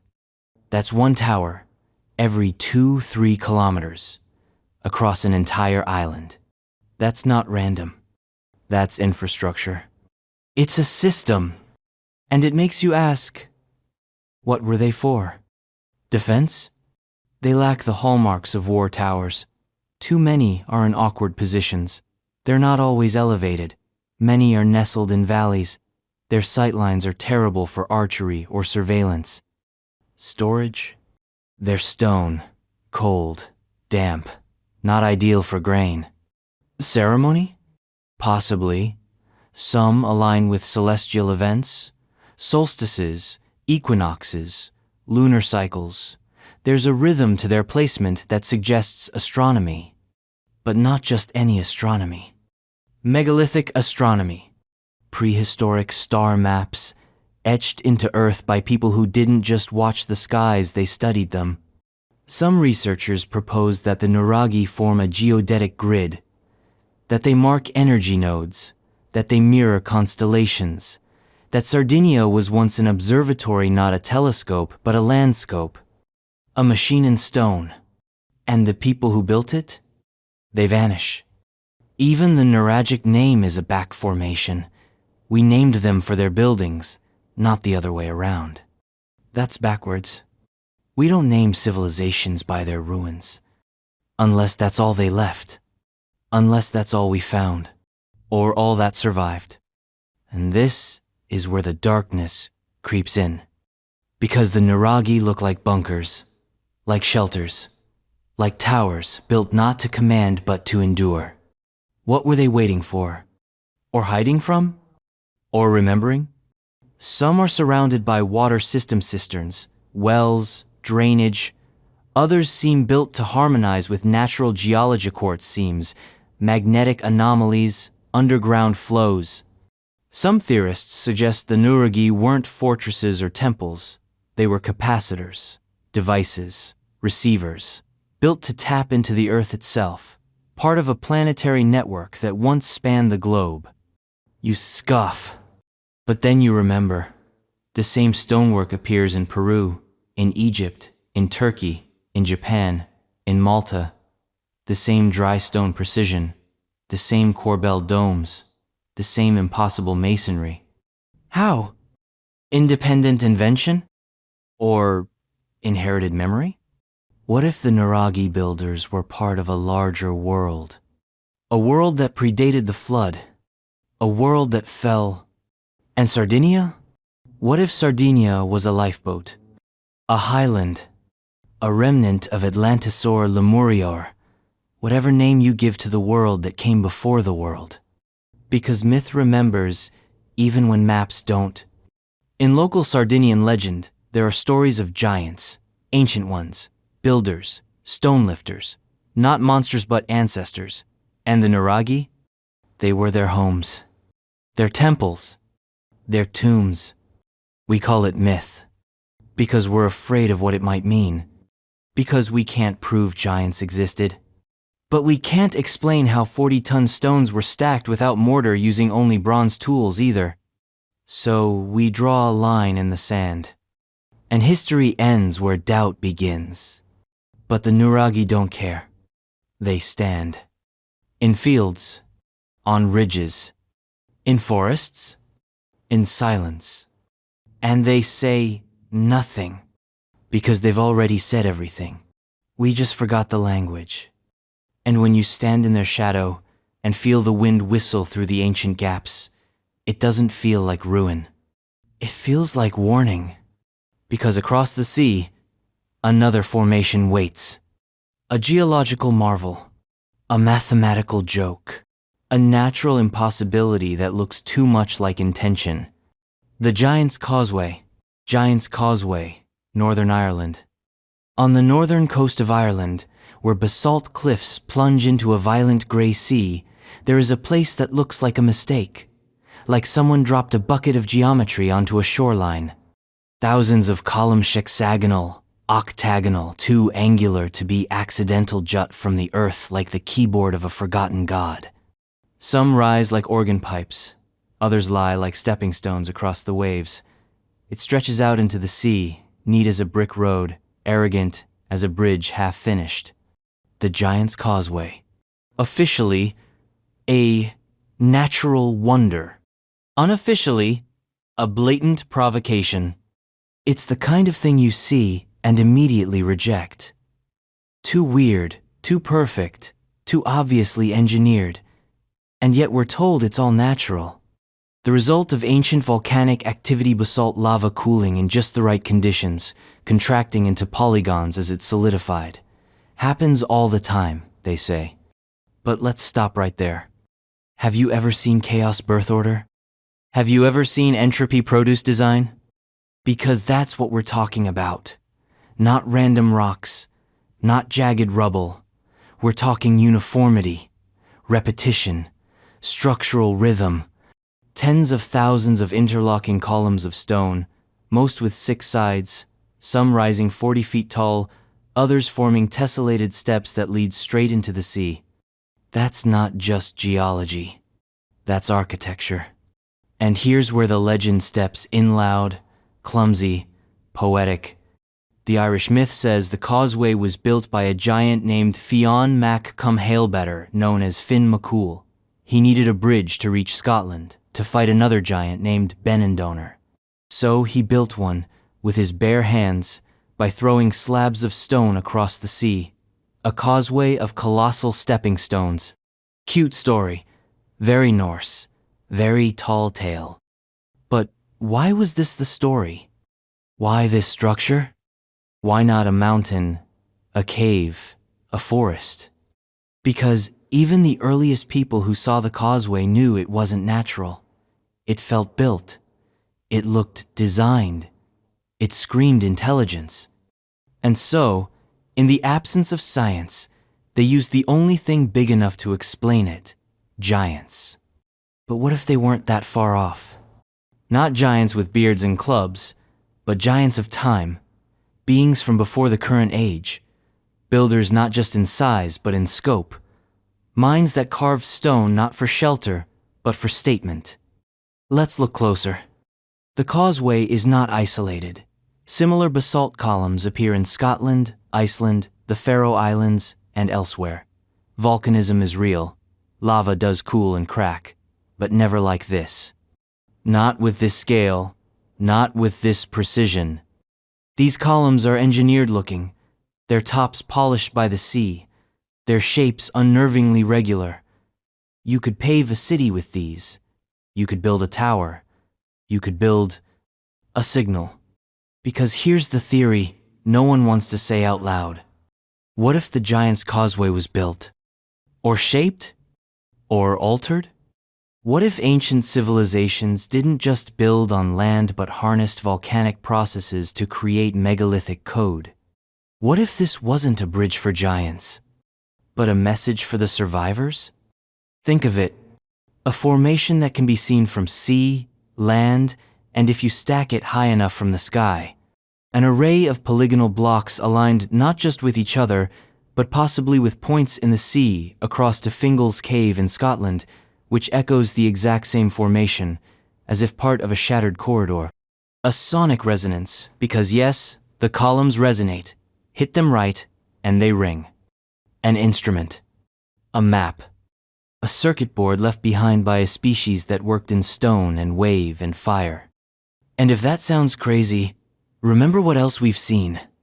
We've seen stones at Puma Punku cut with machine-like precision. We've seen 1,000-ton blocks at Baalbek lifted and placed like Lego.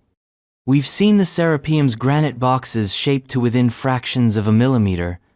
So when we see tens of thousands of columns placed like a mosaic across a coastal headland, are we really still going to say, oh, nature did that? Even the ancients knew better. And they weren't working with microscopes or sonar or LiDAR. They just looked. And they felt it. That this was something left behind. Something bigger. And that's where the mythology turns, from fairy tale to evidence. Because Finn McCool didn't just build a causeway. He lived here. In the land's memory, he shaped it. The nearby formations, the organ, the giant's boot, the wishing chair, are all named not just for what they look like, but for what they suggest. A place once inhabited by scale, by myth, by knowledge so great it could only be explained as divine. And what happens to divine knowledge? It's buried, or burned, or drowned. So maybe the giant's causeway is what survived. Not as infrastructure, but as proof. And like all good proofs, it's hidden in plain sight. Masked as nature, because that's how you hide from a flood. You build in stone. You let the sea polish your memory. You let the skeptics call it geology, while your monument quietly endures, waiting for eyes wide enough to see it. And if you still think that's too far, consider this. The causeway is built of hexagons. Hexagons are the strongest natural shape. Bees use them. Crystals, carbon. Even Saturn's North Pole has a hexagonal storm. Hexagons are efficiency incarnate. They don't occur randomly in structures of this size. Not unless someone wanted them to. So maybe it wasn't Finn. Maybe it was the last gasp of a dying age. Maybe it was a monument to memory anchored to bedrock, carved by volcanic fire, cooled into code. And maybe, if we could see the full pattern, it would spell out a map, a story, or a warning. But the water keeps its secrets, and the wind just laughs. And when we ask the stone what it means, it says nothing, because it already told us. It's just waiting for us to remember how to listen. And while the giant's causeway may rise from the sea, the next anomaly hides beneath it. Submerged, silent, and shaped like a road. Not in Ireland, not in Europe, but in the warm blue shallows of the Atlantic, off the coast of the Bahamas, where the line between land and myth blurs like sunlight on water. The Bimini Road, underwater roads off Bimini, Bahamas.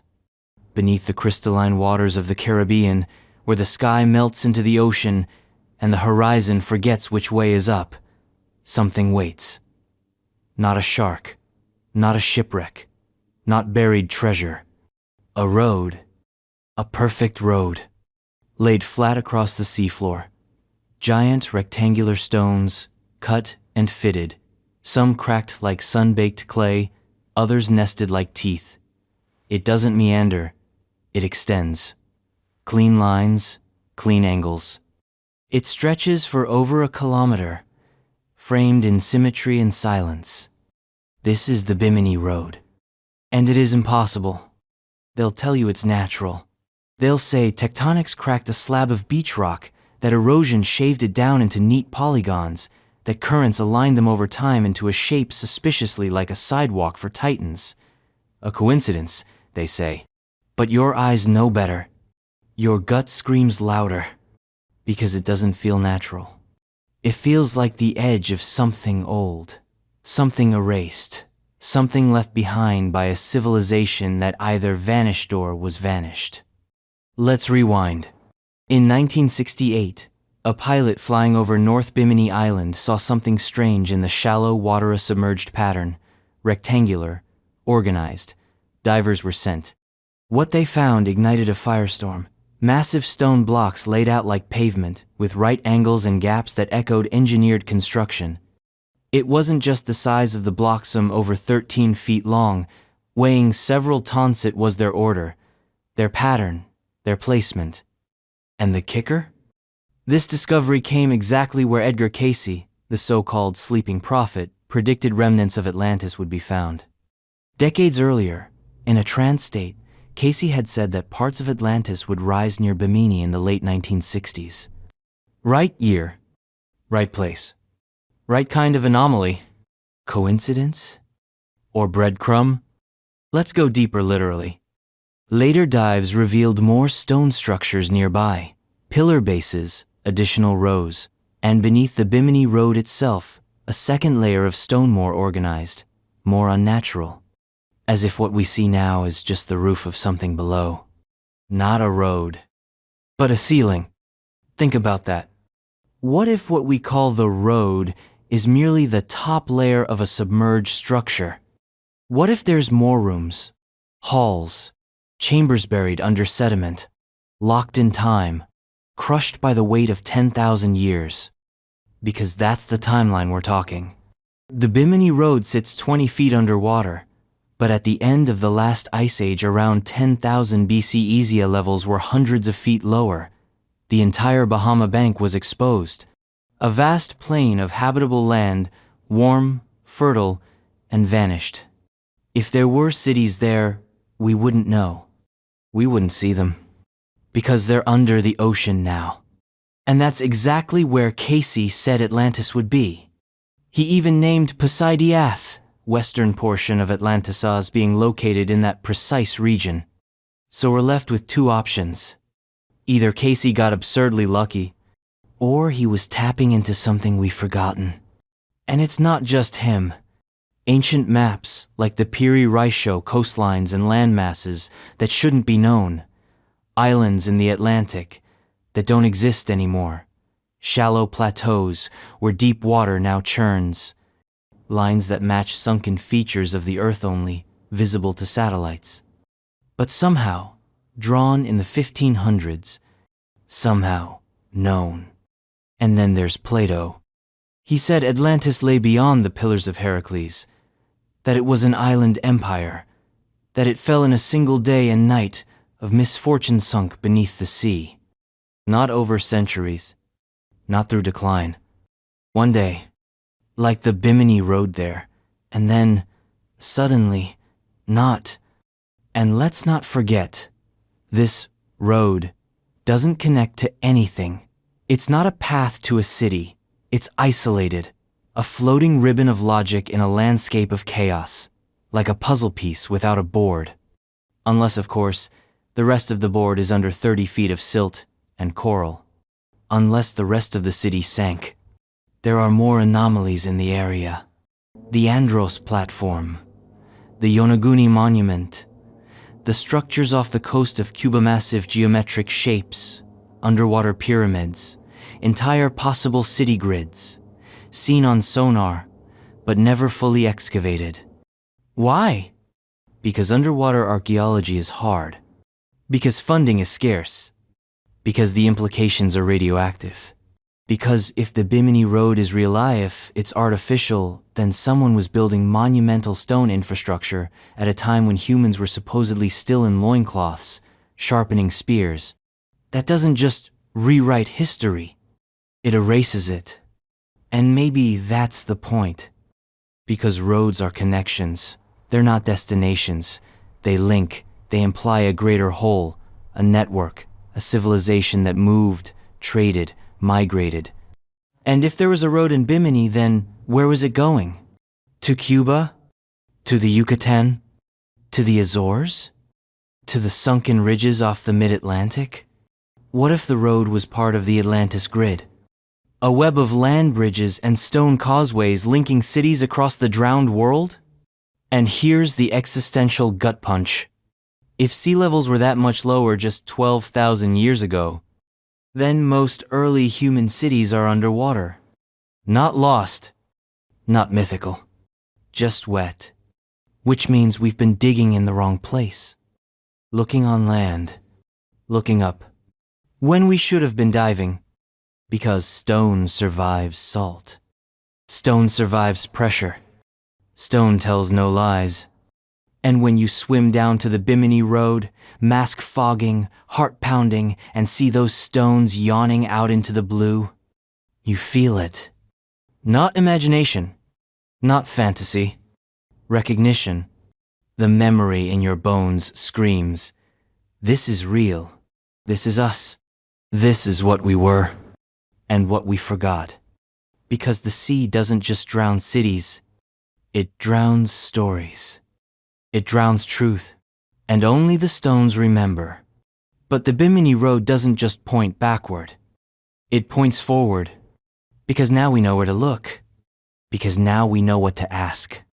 And the next anomaly? It doesn't wait under the sea. It squats, dry and weather-worn, on the Giza Plateau. A lion's body. A man's face. And watermarks on its sides that whisper of a rain that hasn't fallen in 10,000 years. The Sphinx. The Sphinx, Egypt. It stares, silent, monolithic, unblinking. The Great Sphinx of Giza isn't just old, it's beyond old. It doesn't even try to explain itself anymore. It just sits there. Half lion, half man, whole mystery. Carved from the bedrock of the Giza Plateau itself. It doesn't stand on the earth, it is the earth, shaped into something impossible. They tell us the Sphinx was built around 2500 BCE, that it was commissioned by Pharaoh Khafre, that it's just another tomb marker in a necropolis of royal egos, but that story doesn't stick. It doesn't feel right. It doesn't explain the where, the weathering, the enigma etched into every grain of its battered sandstone face. Because here's the thing, the Sphinx looks older than Egypt, older than the pyramids, older than civilization. It's not just ancient, it's anomalous. Let's start with the most obvious clue, the erosion. When geologist Dr. Robert Schoch examined the Sphinx in the early 1990s, he wasn't looking to make headlines. He was just studying rock, but what he saw floored him. The body of the Sphinx isn't eroded by wind and sand, the kind of weathering you'd expect in a desert climate. It's eroded by water. Vertical undulations, rounded contours, rainfall erosion. But Egypt hasn't had significant, sustained rainfall in over 9,000 years. That puts the construction of the Sphinx at minimum back to 7,000 BCE. Maybe even 10,000 BCE. And suddenly, we're not talking about dynastic Egypt anymore. We're in the shadow of the Ice Age. We're pre-flood, pre-agriculture, prehistory, and what's even weirder, the head. The head of the Sphinx is disproportionately small compared to the body. It looks off, like it doesn't belong, like it was recarved. And that's exactly what many researchers believe. That the original Sphinx may have had the head of a lion or some other totemic beast eroded, and then later recarved into a pharaoh's likeness when the dynastic Egyptians inherited the site. They didn't build the Sphinx, they found it. And that makes them not the architects but the caretakers. So who built the original? And why? Because the Sphinx isn't just a sculpture, it's aligned, dead on with true east. It stares directly at the rising sun on the spring equinox. And on the vernal equinox around 10,500 BCE back, when the constellation Leo rose with the sun, Sphinx would have looked directly at its celestial counterpart. Leo, the lion, the age of the lion. Coincidence? Or signature? Because ancient architecture doesn't do coincidence. It does alignment, intention. Symbolism so thick it makes your teeth hurt. Every angle matters. Every shadow tells a story. And the story of the Sphinx? It's not a tomb marker. It's a clock. A message in stone. A snapshot of the sky at a time when the earth was different, when seas were lower, when ice still gripped the poles, when whatever civilization carved this beast into the bedrock knew the stars. Not as poetry, as data, as destiny. And we haven't even touched the underground. Because under the Sphinx lies another mystery, or maybe more. There have been rumors for decades backed by ground-penetrating radar and seismic scans that cavities exist beneath the Sphinx, chambers, hallways, possibly rooms. And some believe these aren't just empty spaces. They're a library. A hall of records. Plato wrote of such things. So did the ancient Egyptians. A hidden vault containing the knowledge of a civilization long gone, not scrolls, not books, knowledge encoded in geometry, in vibration, in language forgotten before it was ever remembered. Egypt's own myths speak of Zep Tepi, the first time, an era when gods walked among men, when civilization was gifted, not invented. The Sphinx is said to be from that time, not the age of men, but the age of memory, of pre-memory. And the Sphinx is the key, a guardian, a threshold, a test. Because if you accept that it's older than Egypt, older than writing, older than every textbook ever written, then what does that say about us? What does that say about what we've lost? Because the Sphinx wasn't built to be seen. It was built to survive, to outlast floods, sandstorms, time, to sit and wait until we were ready to ask the right questions. And we're only just beginning to ask them. Why was it carved from a single piece of stone? Why does its body bear the same erosion found only in Nile cataracts? Why is its head the wrong size? Why are the proportions wrong? Because maybe they're not. Maybe the proportions made sense before the recarving, before the rain stopped, before history hit reboot. And then there's the temple. The Sphinx temple, adjacent to the monument, is made of 200-ton limestone blocks, the same material excavated from around the Sphinx's body. They didn't just carve the Sphinx. They recycled the bedrock into a temple. Integrated architecture, modular design. And remember, these blocks were set with a precision we still struggle to replicate. Using what? Copper chisels? Stone hammers? Come on! This isn't erosion. It's erasure. We're staring at the remains of a civilization that didn't just build with stone they thought in it. They spoke in it. And they left behind the Sphinx, not as a monument, but as a mirror. A reminder of what we used to be, what we could become again, and what we're terrified to remember.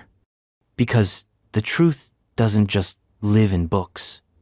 It lives in silence, in gaps, in shadows carved by ancient hands into rock so old it forgot its name. The Sphinx doesn't explain itself. It dares us to try. And if we ever open the chambers below it, if we ever read the code etched into the grain of its bones, we may find out that we were not the first, not the best, not the peak, just the latest reboot of a story told in flood, flame, and stone.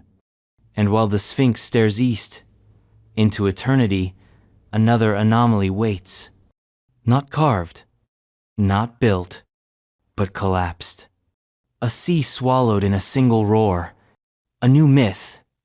A new flood. But not in the Mediterranean. In the Black Sea. Depths of the Black Sea. The surface looks calm now. Unassuming. A wide blue expanse nestled between Europe and Asia.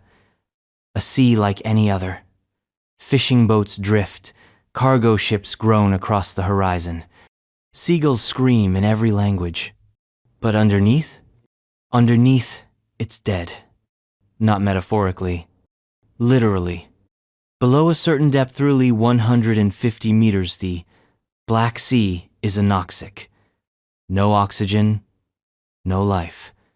A dark, silent tomb of water where nothing survives. It's the largest meromictic basin in the world, meaning its layers don't mix. The bottom waters are locked in stasis, untouched by air or sun. And that's not just creepy. That's preservation.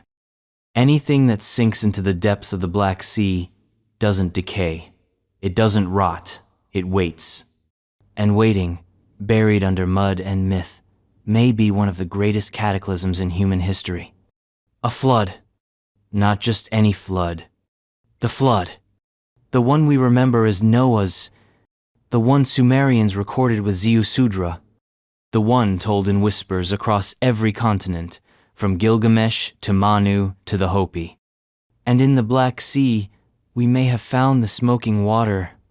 Let's go back to the end of the last ice age around 12,000 years ago. Glaciers were melting. Oceans were rising, slowly at first, then faster. At the time, the Black Sea wasn't a sea at all. It was a freshwater lake, nestled far below sea level, landlocked and serene. The Mediterranean was higher, and then, one day, it wasn't. The Mediterranean surged. Sea levels breached the natural dam at the Bosporus Strait. And boom! Salt water tore through the gap like a biblical tsunami, pouring into the Black Sea basin with a fury so violent it may have carved underwater canyons in hours. Estimates suggest the sea level rose several hundred feet, swallowing over 60,000 square miles of land in days or weeks. Fertile plains, river valleys, lakeside communities. Gone. Not gradually. Catastrophically. Imagine that. You're a Neolithic farmer. You've settled by the lake. You fish. You plant. You pray to something you don't quite understand. And then, overnight, your world becomes Atlantis. And the worst part? This isn't myth. It's geology. In the 1990s, oceanographers William Ryan and Walter Pittman published seismic data and sediment core analysis showing that the Black Sea was once isolated, that its sudden flooding was real, that it may have been the origin of the global flood myth. They didn't start with the Bible. They started with science. And then the stories followed. Because every great myth starts as a footnote to disaster. So, what did the flood cover? Well, that's where it gets uncomfortable. Sonar scans have revealed possible man-made structures on the submerged shelf. Rectangular formations, patterns, even buried remains of what look like roads and walls. Archaeologists argue. As always, natural formation, misinterpretation, wishful thinking. But the signs are there. And remember, the Black Sea is anaerobic. If there were cities down there, villages, temples, settlements, they would still be intact. Still resting under layers of silt. Still waiting. The anoxic waters are a time capsule, sealed by catastrophe. And we have barely scratched the surface. Why? Because diving there is hard, expensive, dangerous, political. Because what we might find doesn't just challenge history, it threatens it.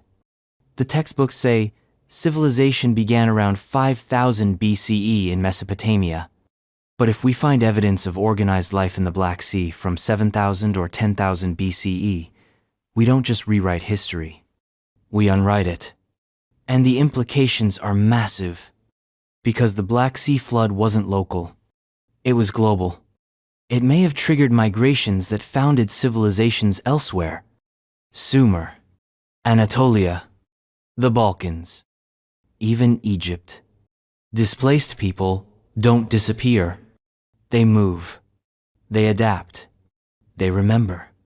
And in their remembering, they pass down stories. Stories of gods, of lost lands, of a paradise beneath the sea. Sound familiar? Atlantis, Eden, Lemuria. Different names.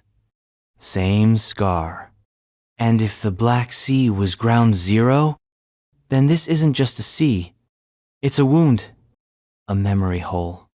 And the Sphinx might be staring at it.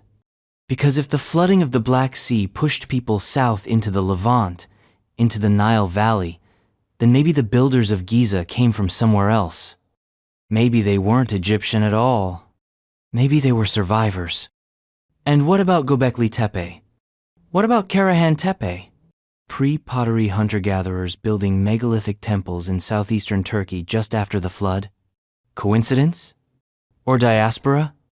The architecture is the clue. Because trauma doesn't just vanish. It calcifies. It becomes sacred. And what better way to encode trauma than in stone? What better place to enshrine it than a high hill, far from the water's edge? What better way to preserve your story than to bury it? Which is exactly what they did at Gobekli Tepe. Covered it on purpose, protected it from the next deluge. A monument not to gods, but to memory. And that brings us back to the Black Sea. Because if this flood really did inspire the global deluge myths, if it really did wipe out a pre-flood civilization, then it didn't just kill people. It killed a world. And in its place, we built a new one. Brick by brick. Tablet by tablet. Mistranslation by mistranslation. And the ruins are still there. Not just in the water, but in the silence. Because the Black Sea doesn't roar. It waits. Still. Hypoxic. Blue. And beneath it? The stories we're not ready to hear. But maybe we're getting closer. Because a little further away, in the jungles of Central America, something round and perfect lies hidden. Not a temple. Not a pyramid. A sphere. 100 of them. Too perfect to be carved by accident. Too weird to be ignored. The stone spheres of Costa Rica. Stone spheres of Costa Rica. Deep in the steaming green sprawl of Costa Rica, the jungle doesn't just grow it guards. It swallows. And every now and then, it spits something out that doesn't make sense. Perfect spheres. Massive, seamless, geometrically flawless balls of stone. Hundreds of them. Just lying there. Some are the size of baseballs. Others, bulldozers. The biggest weigh over 15 tons. Smooth, round, silent, balanced on the jungle floor like the forgotten marbles of a vanished god. We call them Las Bolas. And nobody knows why they exist. Not really. Mainstream archaeologists will tell you they were crafted by the Dikis culture, sometime between 600 and 1500 CE. That they were symbols of status. That they were aligned with astronomical events. That they were rolled into place with wooden levers and the sweat of ancient laborers. But they don't tell you how. Because the Dikis left no written language, no blueprints, no detailed records of these megalithic sculptures, just pottery shards, petroglyphs, ghosts in the soil. And then there's the perfection. You don't understand the madness until you see one. These aren't crude attempts. These are near spherical anomalies, with tolerances within 1% of a true sphere. Many are made of granodorotea material not found everywhere. It had to be quarried, transported, sculpted with tools we're told didn't exist in that region at the time, and then somehow polished. This isn't just craftsmanship. It's obsession. It's technology. Or maybe memory. Let's pause for a second and ask the real question. Why would a civilization with no metal tools or writing pour this level of precision into a shape that serves no obvious function? Not a god, not a ruler, not a tomb, just a sphere. Was it art? Was it a map? Was it a code? Or was it remembering? Because spheres are more than just geometry.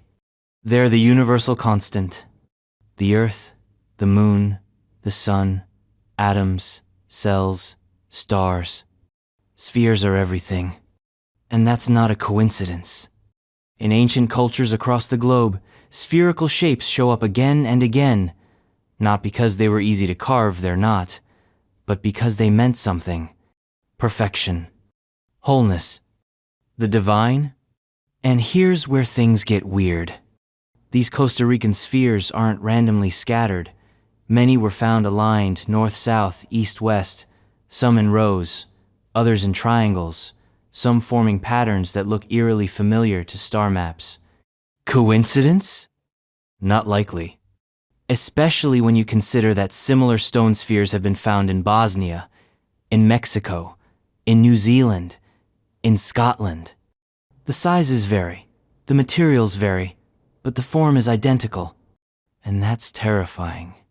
Because if ancient people separated by thousands of miles and oceans were carving the same impossible shape with the same obsessive detail, either they were communicating, or they were remembering something they used to understand.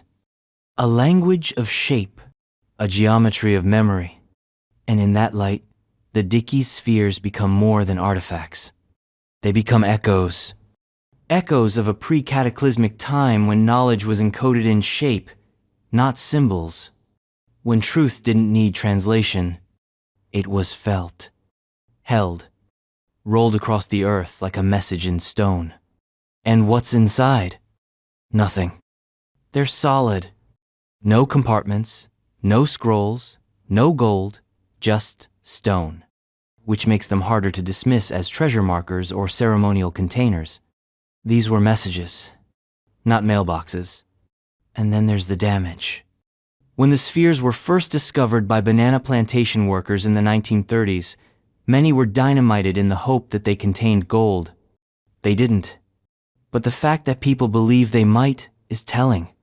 Because deep down, we all feel it. These things aren't just rocks. They're information. Encrypted. Prehistoric.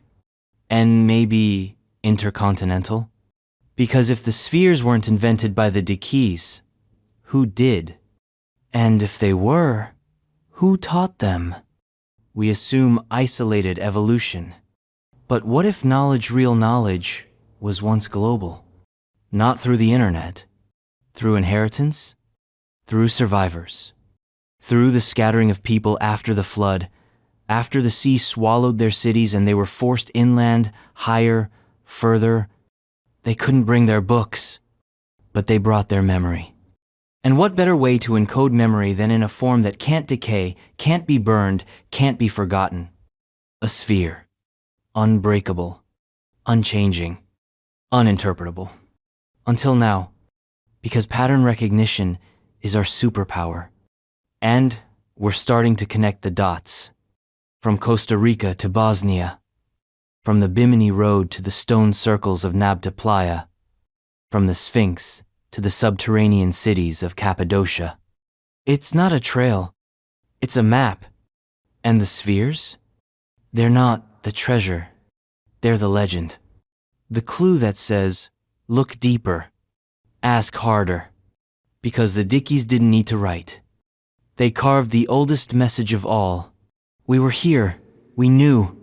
And if the jungle is the last library, then the spheres are the index. And their silence is not emptiness. It's precision. Because beyond them, in a desert across the ocean, lies a constellation on the ground. An observatory made not with glass lenses, but with standing stones and celestial alignment. Older than Stonehenge. Built before the pyramids. Waiting in the sand. Nabta Playa. Nabta Playa, Egypt. Far out in the Sahara, deep in a desert that doesn't want you there, is a place where the sand whispers secrets. It doesn't shout like the monuments of Giza. It doesn't rise like obelisks or blaze like gold. It lies flat, still, ancient, and impossible. Nabta Playa, a dried-out lake bed turned archaeological riddle. Hundreds of kilometers southwest of the Nile, where the wind speaks in silence and the stars blaze in unspeakable clarity, this desolate basin holds something it should not. An observatory, but not one with telescopes. With stones? Stones that align to the summer solstice. Stones that track the rising of Sirius. Stones that mark cardinal directions with an accuracy we still use satellites to verify. Built not in the Bronze Age, not during the Pharaohs, but millennia before either existed, 7,000 years ago, maybe more. Long before Egypt was Egypt. Long before history began scribbling in cuneiform and hieroglyphs. Someone was standing in this dry bowl, watching the sky, plotting the heavens and setting stones. They weren't farming yet. They weren't writing. But they were measuring the universe. This should not be. The standard model of history says people weren't doing this then. They were nomads, primitive, chasing water, not chasing Sirius. And yet the stones stand. And the alignments don't lie. This wasn't random. This was design. Let's talk structure. At the heart of Nabta Playa is a stone circle, a mini Stonehenge, predating Stonehenge by more than 1,000 years. About 4 meters across, made of upright slabs, with accompanying lines of stones pointing to the summer solstice sunrise. There are megalithic alignments, rows of stones stretching hundreds of meters, like sightlines frozen in time. Some point to where Sirius would rise in the sky 6,000 years ago. Not now, then.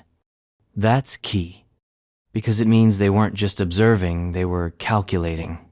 Tracking precession, the slow astronomical drift of Earth's rotational axis, a 26,000-year cycle. How do you learn that? How do you spot a wobble that takes generations to manifest? You don't, unless you inherit the knowledge. Unless you remember, because Nabta Playa is not an accident. It's not some Neolithic science fair project. It's deliberate, it's encoded, and it's buried. Literally. Some of the stones were found buried in pits, others arranged in patterns only visible from above.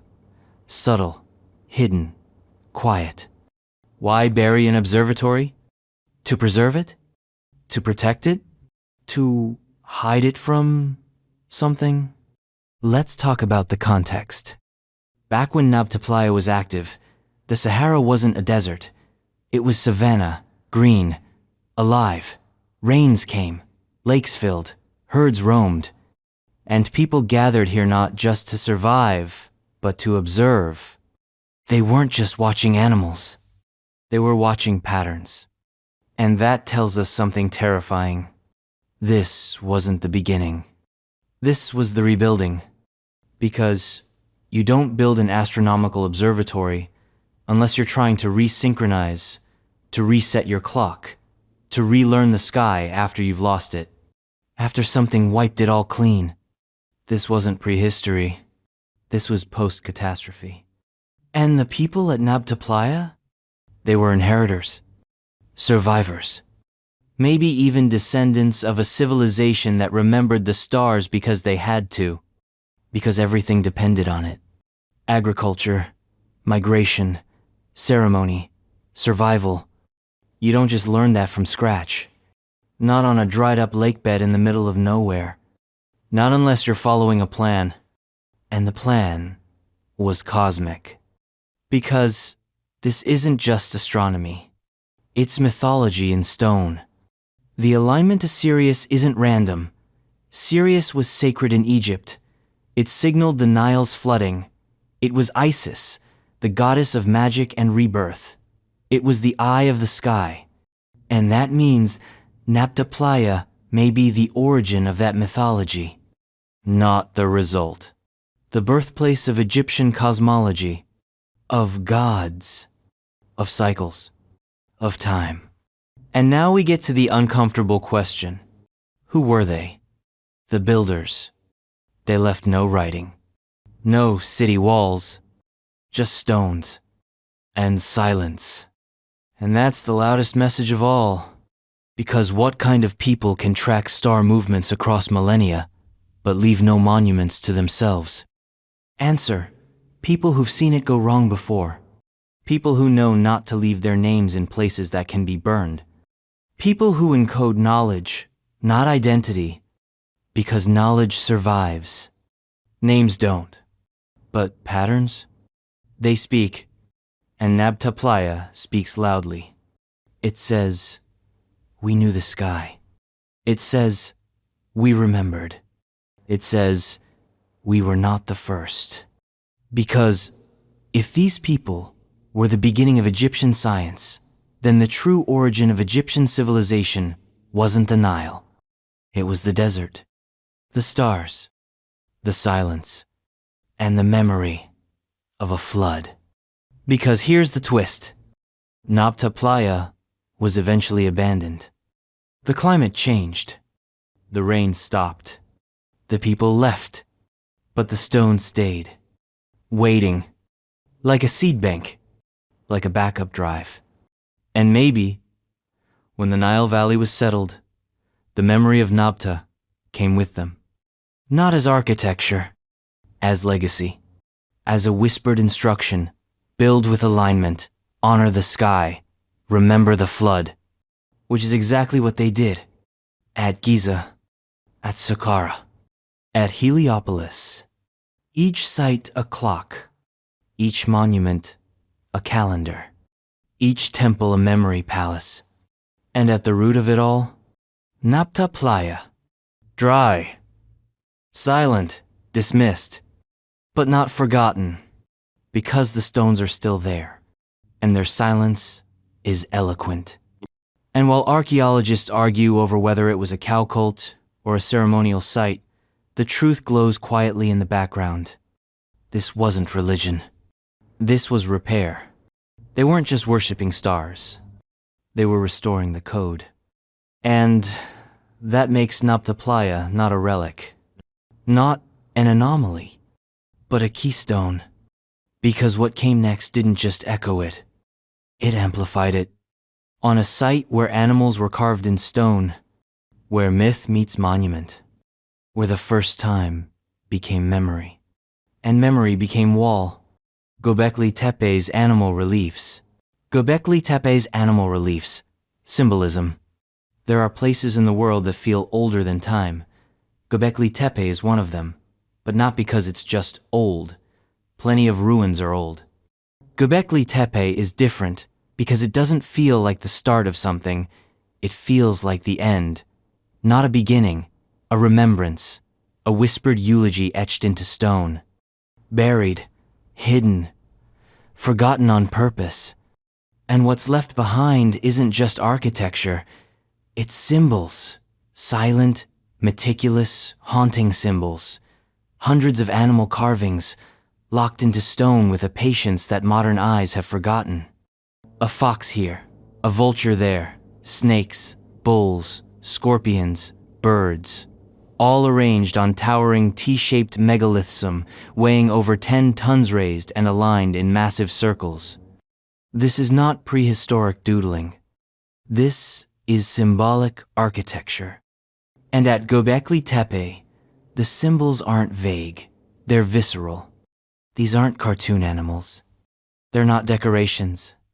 They're messages. Let's set the scene. We're in southeastern Turkey, around 10,000 BCE. That's 12,000 years ago. 7,000 years before the pyramids. Before writing. Before wheels. Before organized religion. But not, apparently, before monument building. And certainly not before iconography. So what exactly do the animal reliefs mean? Let's start with the obvious. They're not just a random zoo of prehistoric fauna. Each circle of megaliths has its own arrangement, its own hierarchy. Some animals repeat, others are specific to certain enclosures. The carvings are detailed, intentional, realistic, yet stylized. They leap from the stone like warnings or prayers, and their positioning isn't random either. Take enclosure D, the most prominent. At its center are two massive T-pillars facing each other like frozen sentinels in conversation. Each has arms carved into its sides, hands folded across the front, suggesting these pillars aren't just supports. They're beings. Anthropomorphic presences. And around them, carved into the circle's periphery, are dozens of animals. But these animals don't behave naturally. They're not milling about like wildlife. They seem organized. The snakes curl in tandem. The foxes stalk. The vultures stretch wings in strangely ceremonial poses. This is choreography in stone. So what are they telling us? Here's the theory that melts the spine. The animal reliefs are astronomical codes. The scorpion represents the constellation Scorpio. The vulture? Sagittarius. The fox? Maybe Canis Major, or a different, long-forgotten symbolic marker. A group of researchers believe that the arrangement of animals corresponds to the stars mapping, not the sky as it is now, but as it was then. If that's true, then these stones are not just monuments. They're calendars. Not yearly calendars, not harvest calendars, cosmic calendars, tracking precession. Again, just like at Nabta Playa, just like at Giza, just like at Stonehenge, just like they were trying to remember something, or someone.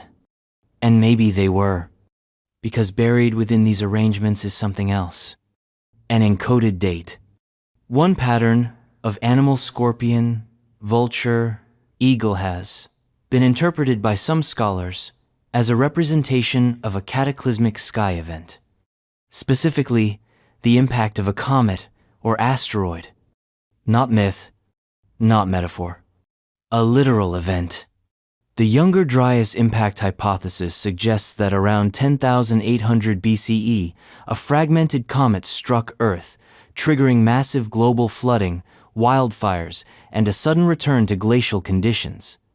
An extinction-level pulse that nearly wiped out everything we think of as civilized.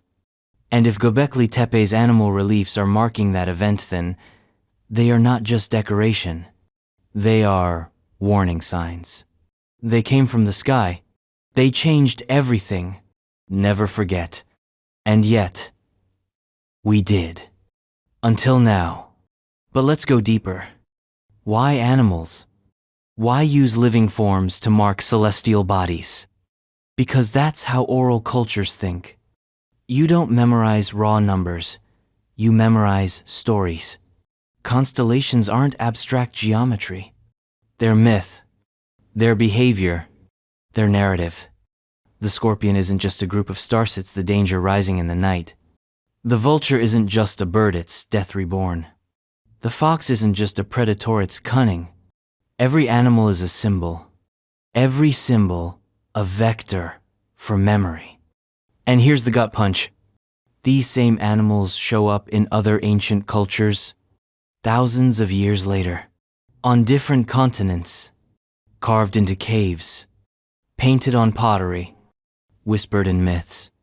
The scorpion, the serpent, the eagle, they're not just animals, they're archetypes. And archetypes don't evolve randomly.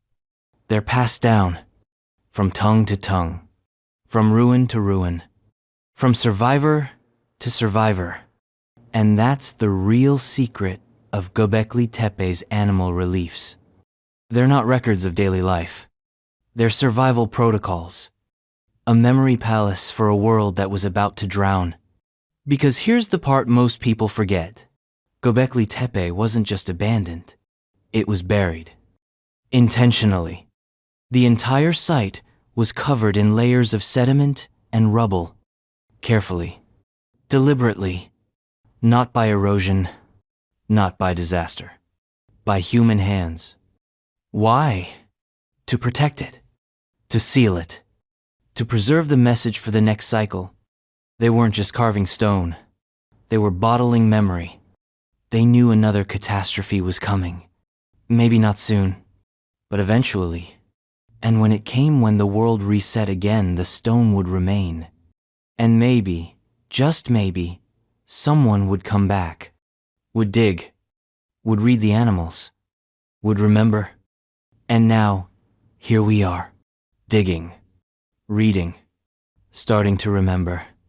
And the implications are nuclear, because if the animal reliefs are a star map, and the star map is a clock, and the clock marks a cosmic event, then Gobekli Tepe isn't the start of civilization. It's the echo of a lost one. And the animals? They're the last guardians of that story.